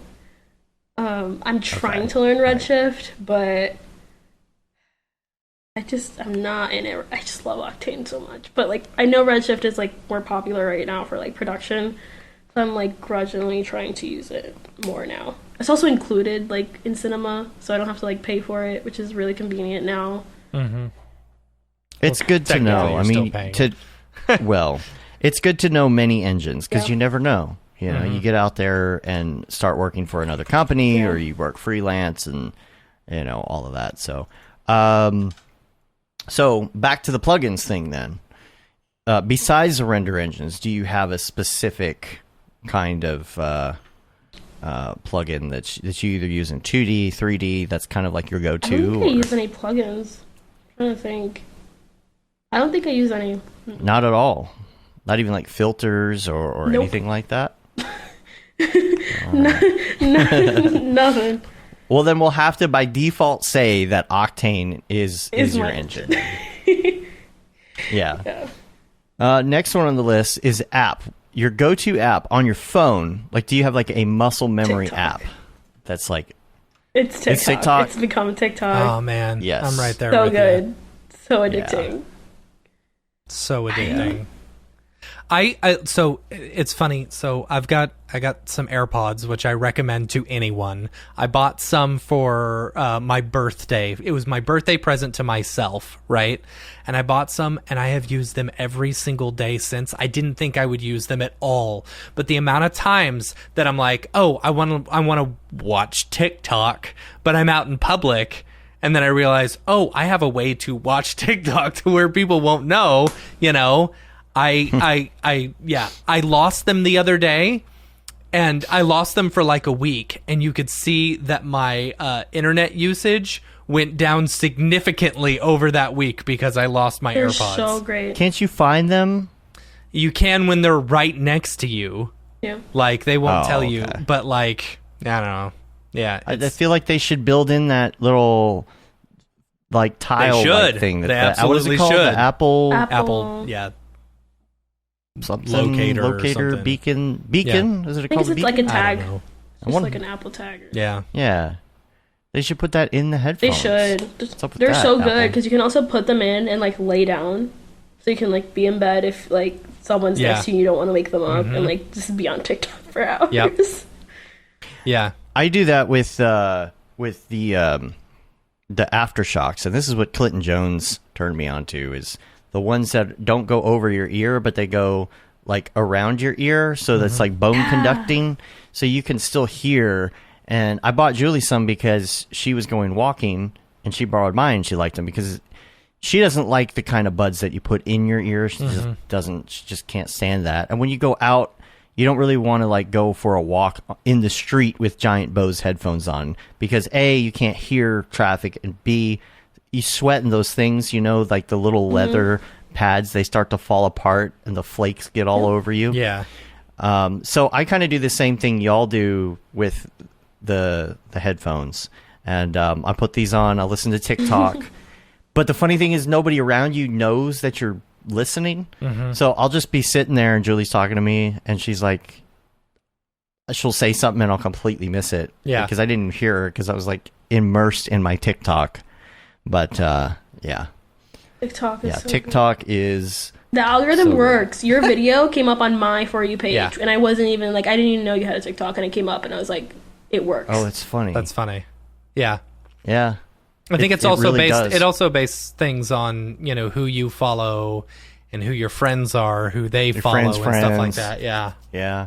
So- Somebody that I went to high school with actually commented on one of those videos and it was like, this showed up on my For You page. Sick. Oh, that's Like, funny. how are you in my TikTok feed? Yeah. Like, it's so great. Funny story. We had a babysitter / nanny or whatever who was watching our kid for like 6 months, last year during the pandemic, and she started doing TikTok. So I'm swiping through my For You page one day, and she shows up. I'm like, wow, this girl looks a lot like. Oh, it is.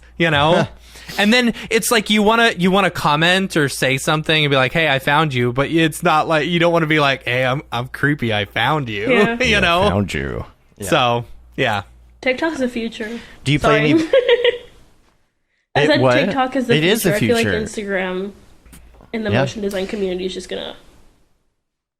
TikTok is okay.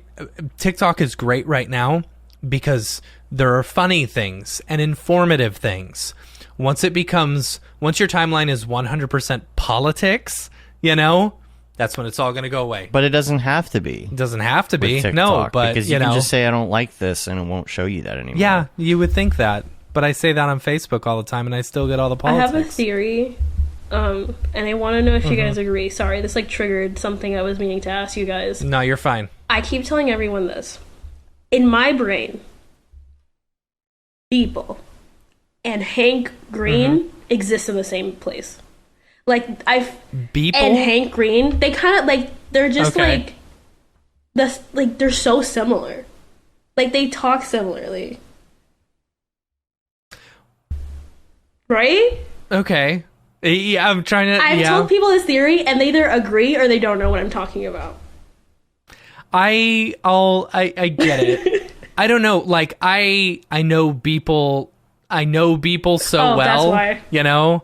And have hung out with That him might so be it. much to where it's like, it's a little maybe. It's probably because you know him. It's probably Hank Green is a bit. I don't know. Dang, I'm gonna have to think about Hank that. Green one. is out of pocket. He's so funny and He is funny. Yeah. it's funny. But yeah. Yeah. Does he look like he? It looks a little bit. Yeah, and maybe he's a kind of little like him. he lives in, I don't know, some He lives weird in place where you Montana. wouldn't expect. Montana, that's what it is. Yeah. Yeah. Well, see, that's close. Yeah. Up north. Right? Yeah. Yeah. Who are some of your favorite TikTokers then? Oh, I don't think that's so weird. I don't think I have favorites. I just live in my For You page. Most of my favorites of the people I follow are home renovation TikToks. So Oh, that's funny. yeah, I love watching people redo their spaces and their floors and cleaning TikTok. I'm on cleaning TikTok. Yeah. Yeah. Vanessa, the Yeah, cleaning with the lady. scrub daddy. Yeah. Scrub daddy. Heck yeah. Oh, I see. I haven't come across that yet. I guess the You will algorithm now that doesn't we've think I like mentioned that. it. Right. Yeah. Yeah. Yeah. Oh, I that's like funny. the account called Karen's Lives Matter. Oh gosh. And it's all Karen's. It's all Karen's having complete breakdowns, That's funny. and it is You're so gonna entertaining. like- to Did me. y'all Sorry. see? Did y'all see the Karen in my hometown or my town one? this past week? Driving a tractor for the 4th of July parade, And the cops told her that they said, no, you can't be in this. You can't be in this because you're causing a ruckus or whatever. And she just snuck her way in to the end of the line. And like the cops, there's this video of the cops like running after her and she's just like barreling it straight through. Oh man, hilarious. I'll have to send it to you. I saw a good one where this woman was having a breakdown because people were lighting fireworks in the neighborhood. I saw that one, and I actually understand. felt bad for her because she could have been experiencing some crazy PTSD from fireworks. And it's like, you know that's what I was wondering. Like, I didn't consider that a Karen moment. The thing is, most likely she wasn't. Most likely she was just pissed, but that did go through my mind. Well, maybe there's a reason for it. Know. If so, then it's understandable. Yeah. If you like that page, you'll like influencers in the wild. It's just people recording like influencers being influencers, like doing the same pose like over and over again. That's funny. Like, yes. It's funny. There are some good ones out there. There are some really good Did you ones. have y'all seen the one of the girl who talked like Dora the Explorer? And she does the that means, can you make me a sandwich? And her mom throws a freaking sandwich right in her face. It's so good. Oh, that was so good. Oh, that one was hilarious. Yeah. I think like 99% of what me and my friends share now are just TikToks. Yeah. Yeah. And it's so weird because like we're all kind of like diving into this new obsession in the way that you would like Facebook or something. Oh, always on Facebook, but it doesn't feel the same way. Yeah. It doesn't feel. It feels like there's something actually that you're getting out of it. Yeah, it's a variety. Reason. Like you can learn so many things on TikToks and then see like funny shit and then like news, and it's like you feel like you're getting everything and like it feels productive because you're learning, but you're just like there scrolling for hours. Yeah. Yeah. And it's interesting too because it's not like in the world of like art and like NFTs or Instagram, you still have there's still a place for Instagram for posting something you do on Instagram. You're not going to go to TikTok and just post your animation. There's no like entertainment value. It's kind of a different feel. Like maybe you would post it and say, I made this thing. Check out how I made it. I follow this other Stuzor, site. and he posts stuff Shams does it too. Shams is like Shams as well. Yeah, he's got a lot of followers. Yeah, but she'll talk on it though. Yeah. A lot of her videos, she'll say something this and is then what show. I do.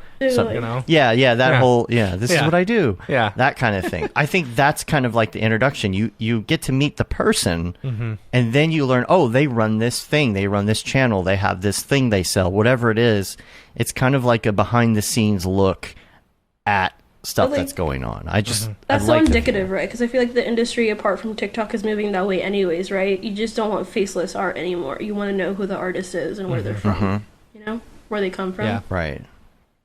Yeah, you want to see like their day to day, and then like it gives you a sense of their personality, and there's more value if you're going to go buy their NFT. It's like, well, I know I'm buying this because I know the person that I'm buying from now. So totally, yeah. Let's go to the next question, which is I know we're gonna have to like start building in like your favorite TikToks as part do of it. This now. Yeah, because it's funny. Just like everybody's into it. The next question though is favorite video game if you play video games. I'm lame. Or even games on your phone. No games at all. Games. I'm so boring. Man, not even Mario. I grew up in a no video game household, and that was it. So I never grew the muscle or like the liking for video games. Yeah, I get that. It wasn't like no video games household, but it was like the type of household where you get a Nintendo when Super Nintendo comes out. Oh, that's funny. You know? Yeah. That kind of thing. Oh, man, we bought a Super Nintendo almost like the first week or two that it came out. We were up till... We got up so early the morning after we got it so that we could continue playing Super Mario World. Super Mario World, man, that one's my jam. I can beat it in 32 minutes. It's like, Mom and Dad, can I get a Super Nintendo? You have video games at home. You have a Nintendo at home. And it's an Atari 2600. Yeah. That's funny. I've been playing a lot of Mario 3 lately because of a TikToker, like 1980s gamer or whatever his name is. Like, I watch him all the time, and he plays Mario 3 live all the time, and it's like, oh man, I miss this game. So TikTok, the power of TikTok. All right, now this is the last one. This is a difficult question, and I'm going to ask for the answer, and I'm going to have to run the restroom in order to make it through the drop or whatever.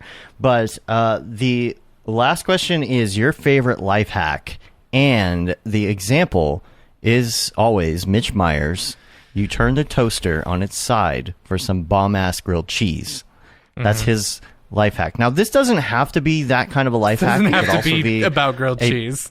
Yeah, it doesn't have to be about grilled cheese. It could be about productivity, something as far as like your day-to-day, something you live by, whatever that is. And, you know, I'm going to go to the restroom, and when I come back, maybe y'all will have figured out the answer. So I'll be right back. That's such a hard question. Does everyone else like sit in here and think a little bit about that? Absolutely. They're all like, I have no idea.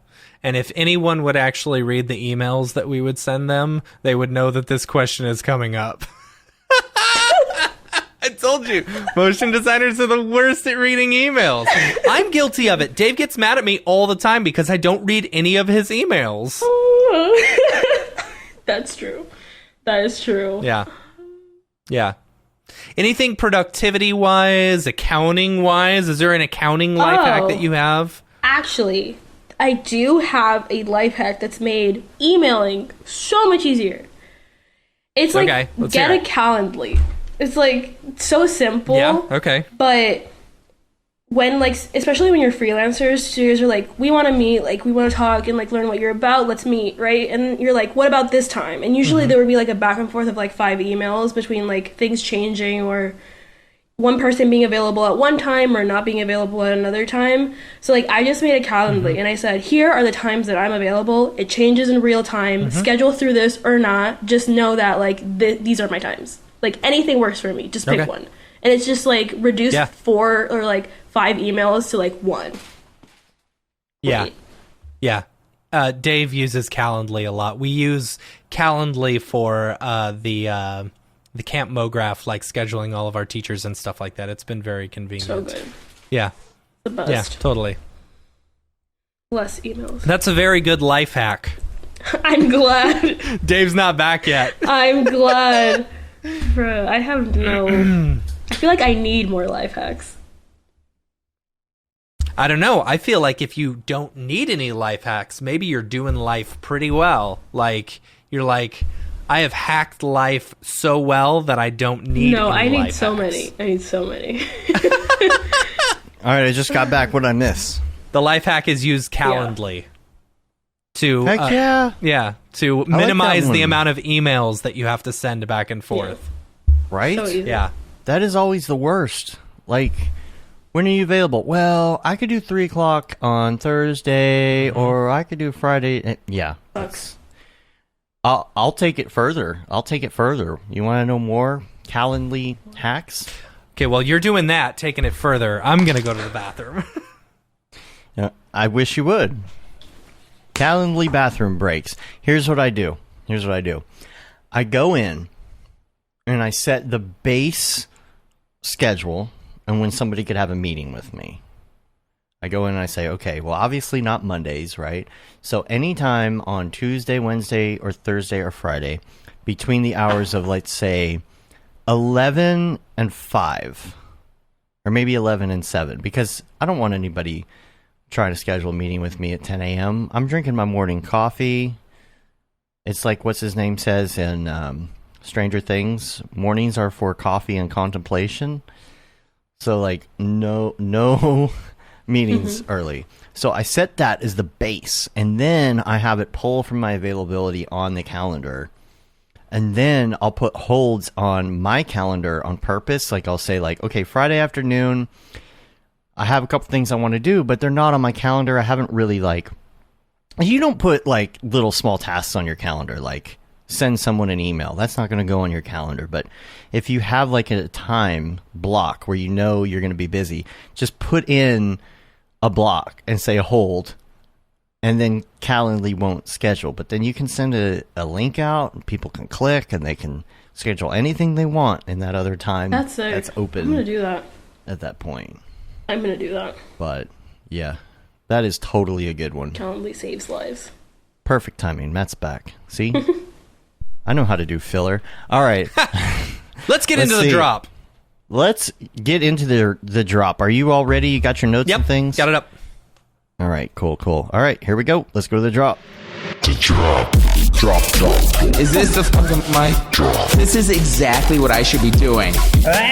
What's up, and welcome to this week's episode of The Drop, your weekly source for all things NFT and crypto art, as well as upcoming drops by notable people in the Mograph industry. I'm Matt Milstead, as joined always by Dave Koss.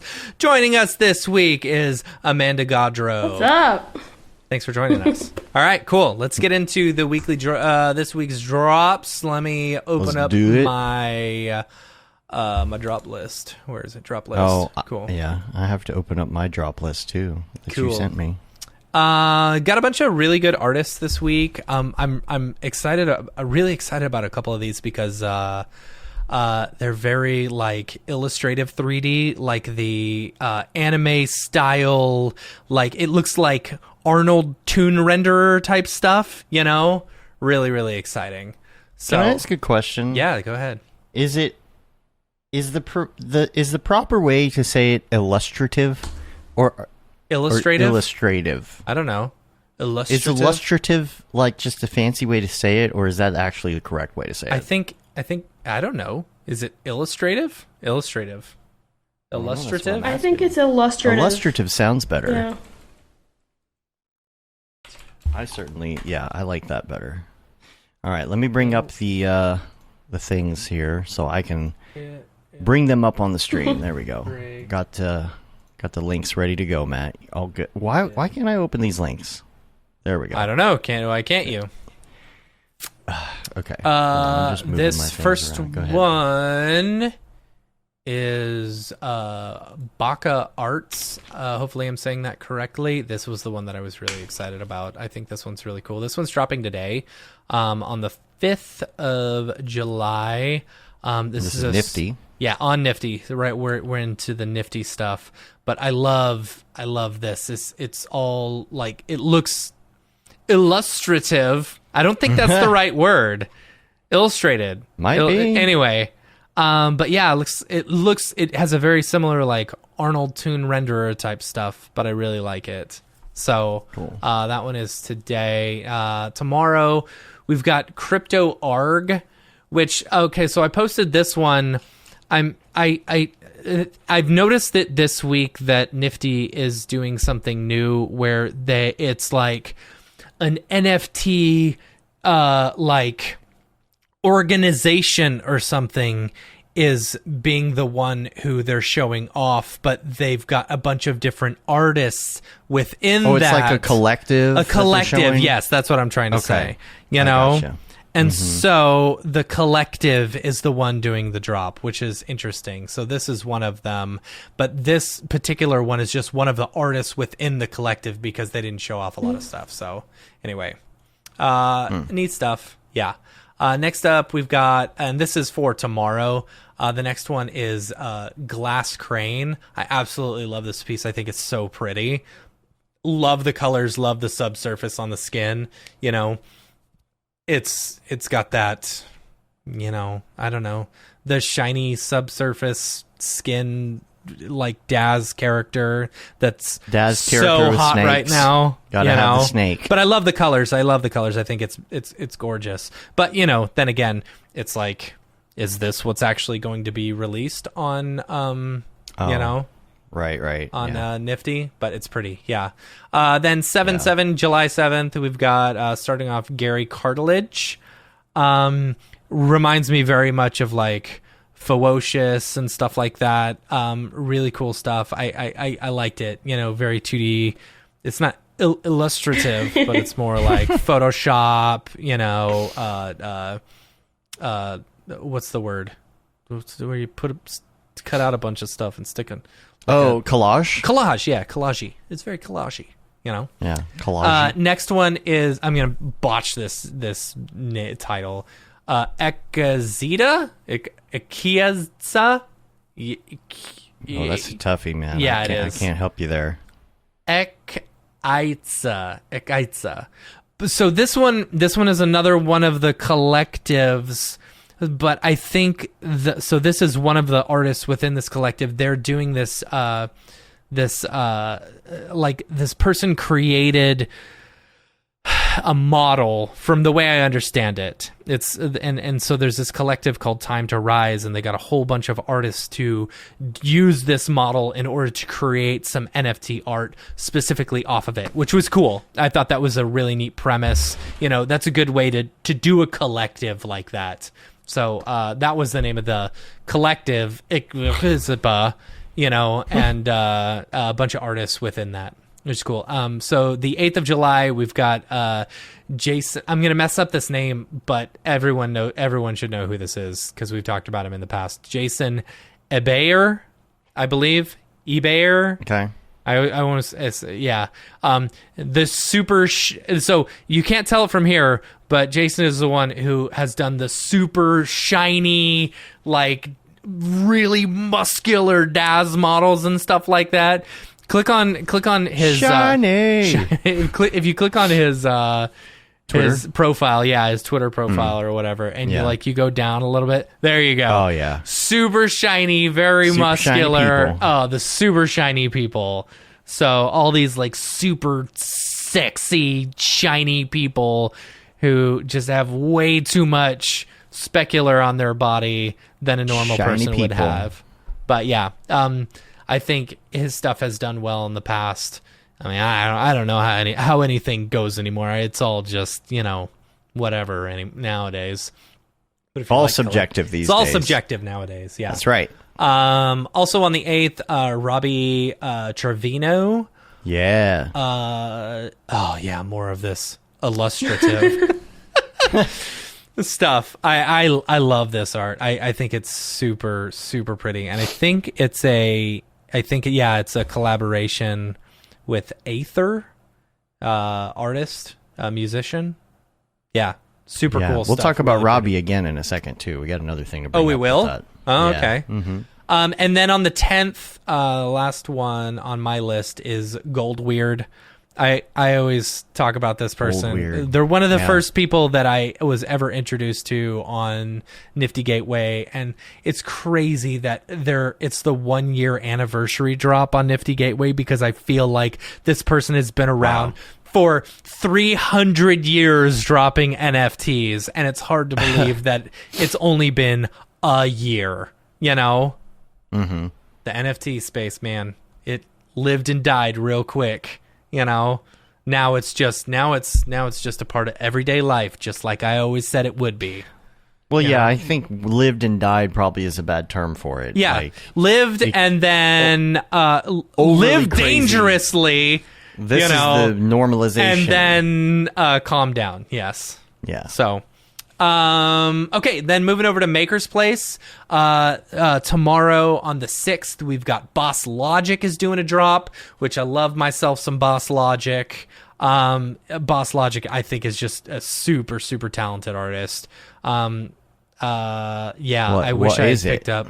Boss Logic did a lot of the, I want to say the like Marvel art and they did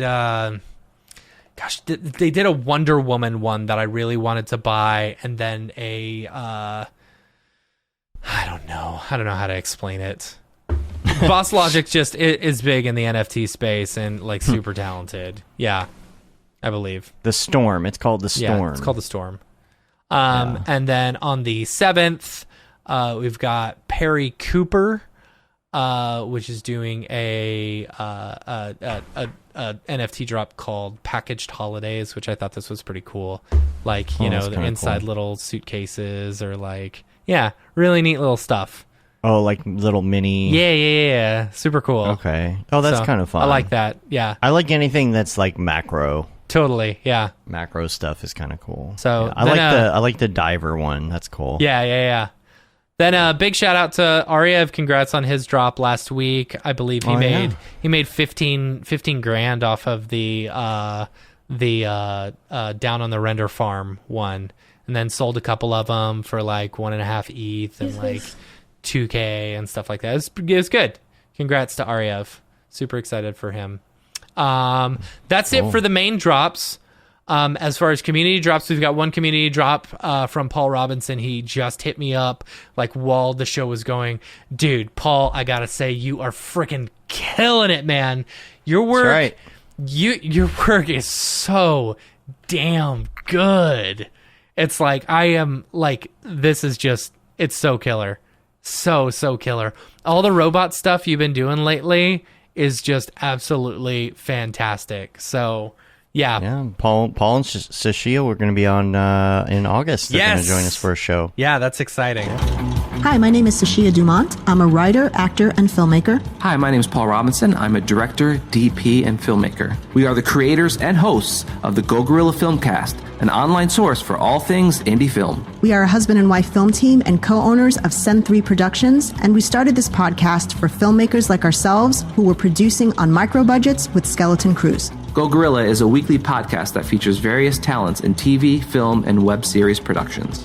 We've interviewed filmmaker powerhouses like Kestrin Pantera, Richard Raymond, Alex Ferrari, Cassandra Ebner, and Ryan Connolly. Amazing actors like Hannah Ward, Lou Taylor Pucci, Chris Wataski, and Eileen Gruba. Groundbreaking cinematographers like Jody Lee Lipes, and Jessica Lee Gagné, and many more. We also offer weekly reviews of our favorite films and shows, which vary from low-budget first-time filmmakers to A-listers and everyone in between. Go Gorilla is proud to announce that we have officially joined the Mograph Podcast Network. So if you love filmmaking as much as we do, tune in every Sunday for a new episode of the Go Gorilla Filmcast, your source for all things indie film. Now available on the Mograph Podcast Network. That's exciting. Super excited to have them on. So, but yeah, Paul, man, you've been killing it on this. So this is dropping today, I guess, on Foundation. So super cool.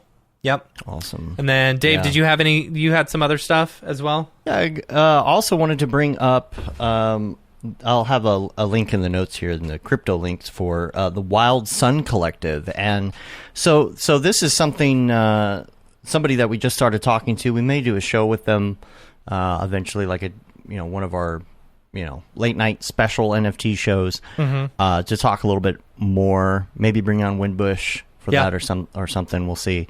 And what they're doing is they are doing books as NFTs to where like you don't just get the book as an NFT. There's also a whole collective around it and around like the content of the book. And so they have this crazy list of like superstar NFT artists that they're working with. And I won't go into the whole list for now, but I will say that Windbush is on it, and also Robbie is on it as well. That's why I was saying earlier, like, right. You should go look at their information on it is wildsuncollective.com. Now they also have kind of a blog where they're talking about certain things, a Medium thing, and they've got that listed on the site. But I like the idea of it's not just that you're getting a book or a publication, it's that it's sold as an NFT to kind of like verify, okay, now you have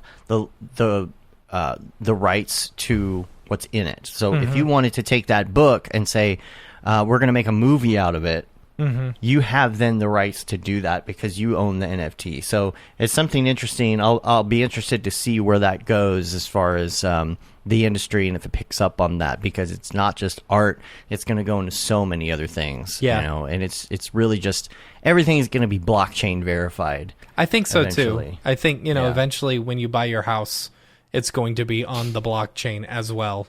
All that contract stuff will be there. So. All the smart contract stuff. But, we'll get them on, maybe talk a little bit more about it, because it's one of those things where, like, you see it and you're like, man, I have a million questions, and, I don't even know where to start on that. But the whole rights thing was what really I thought was cool. And the fact that there's a collective around it. Now, I don't know if that means that, like, the artists are going to create NFTs specifically about the content in the book, or if they're just kind of doing the collective as kind of a separate thing. So Yeah. I think it would be kind of cool if it was like, okay, now all of our artists are going to do their own interpretation of like, art to go along with the book. Because I think that would be cool, and just see like everybody's different idea of what they imagine it looks like before it's actually made into it's like a movie fan or art. something. Yeah, kind of. Yeah. That's cool. So also, Amanda, you got some NFTs out there, right? You can tell us about that. I mean, I have the one. You didn't advertise it. Didn't tell a soul. I kind of got it, and it's on the Sevens Foundation in the Genesis Grant exhibition, and it's like number 1, 2, 3. So it's like a really easy, like, nice. And it was like the first piece that I did based off of like my glass collection that like inspired like the pool girl and all these other renders. Yeah, cool. Didn't tell anyone. This is the first time. Where can we find that? Where can we find that? Yeah, where can people find all your... It's on the Sevens Foundation's website, but like the link is grants.art/gallery/123. And then that should take you directly to my NFT. Okay. Cool. Uh-oh. Oh, boy. Look who's here. Oh, wait, hold on. Gotta adjust a little. There we go. There we go. Yeah, there we go. Hey, Matt. What's up, Dorpy? How's it going? It's good. You're going to have to keep it down a little bit, if you don't mind. I drank a little bit too much last night for the 4th. Yeah. I was sick as a dog. Oh, gosh. You weren't doing any other things, were you? Not as far as you know, narc. Okay, bye. Yeah, the 80s called. They want their narc back. That's funny. Yeah. I thought I was sick at first yesterday. Then I remembered that I was drinking. I was also a little hoarse. But then I remembered I'm just a little dog. Okay. I don't know how well that one landed. Yeah. So, I'm a little hungover. I'm going to take the rest of the day off. Just rest a little. And then maybe work on my Harry Potter canine fan fiction. Yeah, it's going to be called Labracadabra. No. Okay, bye. This is the part of the show where we play with puppets for 5 minutes. Oh, yeah. Did we warn you about that? We do that sometimes. Eventually, Dorpy's going to have his own show. He's got his own TikTok. Well, not his own TikTok, but he's on our TikTok. Yeah, basically. Yeah, he takes over TikTok a lot, so. Yeah. Did we cover everything on there? I think so. I think we got everything. We didn't have any other community drops. Yeah, if you've got a community drop, feel free to email us, info@mograph.com, and we will shill it on our show. But yeah, make sure to check out our full show, the Mograph podcast, every week, Mondays at noon or 11. Central time. 11? Noon. Yeah, noon. Central time. 289 episodes. You think I'd know that by now? Yeah. All right, well, let's get out of the drop. Let's get at it. Drop. Is this the fucking mic? This is exactly what I should be doing. A pain pill, We're back. Basically, like, it's over now. I need You to were take like another gone one. for a second. That's the problem. Your eyes were just gone. Yeah. Like right at the beginning or something. I don't know. Yeah, McGruff's, you better watch out, man. McGruff's going to come down on you. Hey, if you these are use that. prescribed to me. It's okay. And Yeah. I normally, like, I don't know. With pain pills, I try and stay off of them. And I think that was my problem, is that for the first 2 or 3 days after my little surgery that I didn't take any pain pills. And then I kind of like pushed it a little too hard, and now I'm feeling the adverse effects of that. Yeah. So. Yeah, take it easy, man. Don't go too crazy. Yeah. You're out there lighting off too many fireworks. Yeah, I know, right? Yeah. I'm about to walk 12 miles a day at Disney World for the next 2 weeks. Right. You know? Yeah. So, Amanda, if you want to go to Disney World, we'll be there. You can come hang out with us. Is Disney World the one in California or in Florida? No, that's Disneyland. Disney World is the one in Florida. See, you should know that. Wow, don't you live in Florida? Have you been there? I think I was there once when I was 9, and I'm just like not a Disney person. Well, that's okay. Oh man, that's okay. Like, it's okay not to be a Disney person, but then as soon as you go, you're like, oh yes, I'm a Disney person now. I had never been before. I went for my honeymoon because my wife loves Disney. And I went, and we have been back every single year since, with the exception of last year. Last year was the first year that we hadn't been back. Oh, that's crazy. Yep. Well, maybe you should meet Matt there and just check I've hung out with Bro Dur there before. I met his wife and his kid, his first kid. Yeah. This was a long time ago, but yeah. We all hung out for the day. That's it was so cool. Funny. That's funny. That's cool. Anyway. Yeah, well, we appreciate you being on and hanging out with us and joking around with us for a couple hours in between doing all the things that you're doing right now. Yeah, Trying to excited. get that school wrapped up and whatnot. Excited you're coming to Camp Mograph. It's Thank going to be you a so blast. much for having me. This is so much fun. Yeah. Yeah. If people want to find you online, where's the best place to find you, see your stuff, Instagram, get a hold of you? And it's just my name, Amanda Godreau, and then I'm also making a TikTok today, so you can catch me there. Make sure you send it to me. Share it with me when you're done. I want to see it. And then I'll share the clips of Dorpy with you as well. I send every Shrek TikTok I find. I send that to Tokyo Megaplex. I don't know why. It's just like I started doing it. Now every Shrek TikTok I find, I send it to him. So funny. It's good. Yeah. All right. Well, we're going to get out of here. You can rate us on iTunes, leave a review. You can also subscribe on your podcatcher of choice. Helps get our ratings up. Make sure you subscribe to our newsletter as well. Newsletter goes out every once in a while. Probably go out next week, I think. I'm not sure. And let's see. You can say you've been there, done that, got the T-shirt with the Mograph logo T. That's classic. The Paul Babb classic shirt. Paul Babb, Feel the Babb 2020 shirt. All the profits from that go to Doctors Without Borders. Then there's the Render Things T-shirt, hoodie, and long sleeve tee. That's our best seller right there. Mm-hmm. And that render is Fire shirt, which you are only allowed to wear ironically, unless you're shams. And then, what else? The Mograph Blandishment shirt, throwback looking shirt as well. Get that. We're on Facebook, Twitter, Instagram, YouTube, TikTok, and Mograph.com. Make sure you come say hi to us on all the platforms. Send your emails to info@Mograph.com. Questions, comments, concerns, ideas, all the things.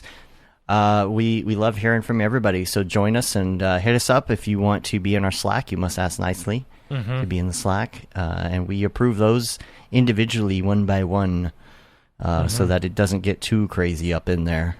And I think I covered all the bases with that. Yep. So, yeah. Cool. Again, Amanda, thank you so much again.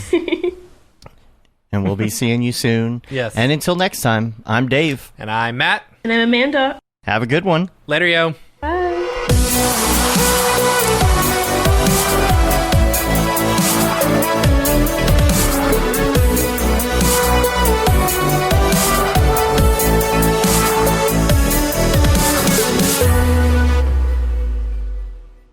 It's pretty good, I guess. Mograph.com, an online resource for motion graphic artists. Start your week with the Mograph podcast. Industry news, interviews with your favorite artists, and terrible humor. Watch live shows and interviews from Mograph events like NAB, SIGGRAPH, Half-Res, and local meetups.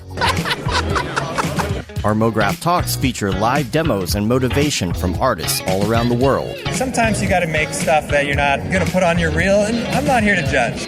What if Rick and Morty show up for the countdown at midnight? That's where I peaked in life, in my career. We gotta stop this thing, Rick! It's gonna kill us all! Hear from the people that create your software, design your render engines, and artists that are changing the face of modern motion graphics. You get that render done. Yeah, you better frame what? Mograph tutorials and online classes will teach you about Cinema 4D, After Effects, as well as other popular software and render engines. Throw in the HDR Studio, take the render settings, pick the HDR, put in a reflection, and gorgeous. Branch into new software. Learn time-saving tips, techniques, workflows, and lessons that'll keep you up to date in the world of motion design. Oh, brother, those are some of my favorite elves. I love projects that scare me. When our art director comes to us and asks for something that I had never done before, man, it gets me pumped. Join the conversation in our live sessions. Check out our plugins or join the hundreds of daily active users in our Slack channel for technical help, advice, contests, or just to joke around. Real nice banana. Yeah, that's so funny. All right. I'm going to live forever. Subscribe today and get the latest updates on our YouTube and other social media channels. Take all your dreams and just do it! We don't care how you get here, folks. Just get here. Subscribe to Mograph.com.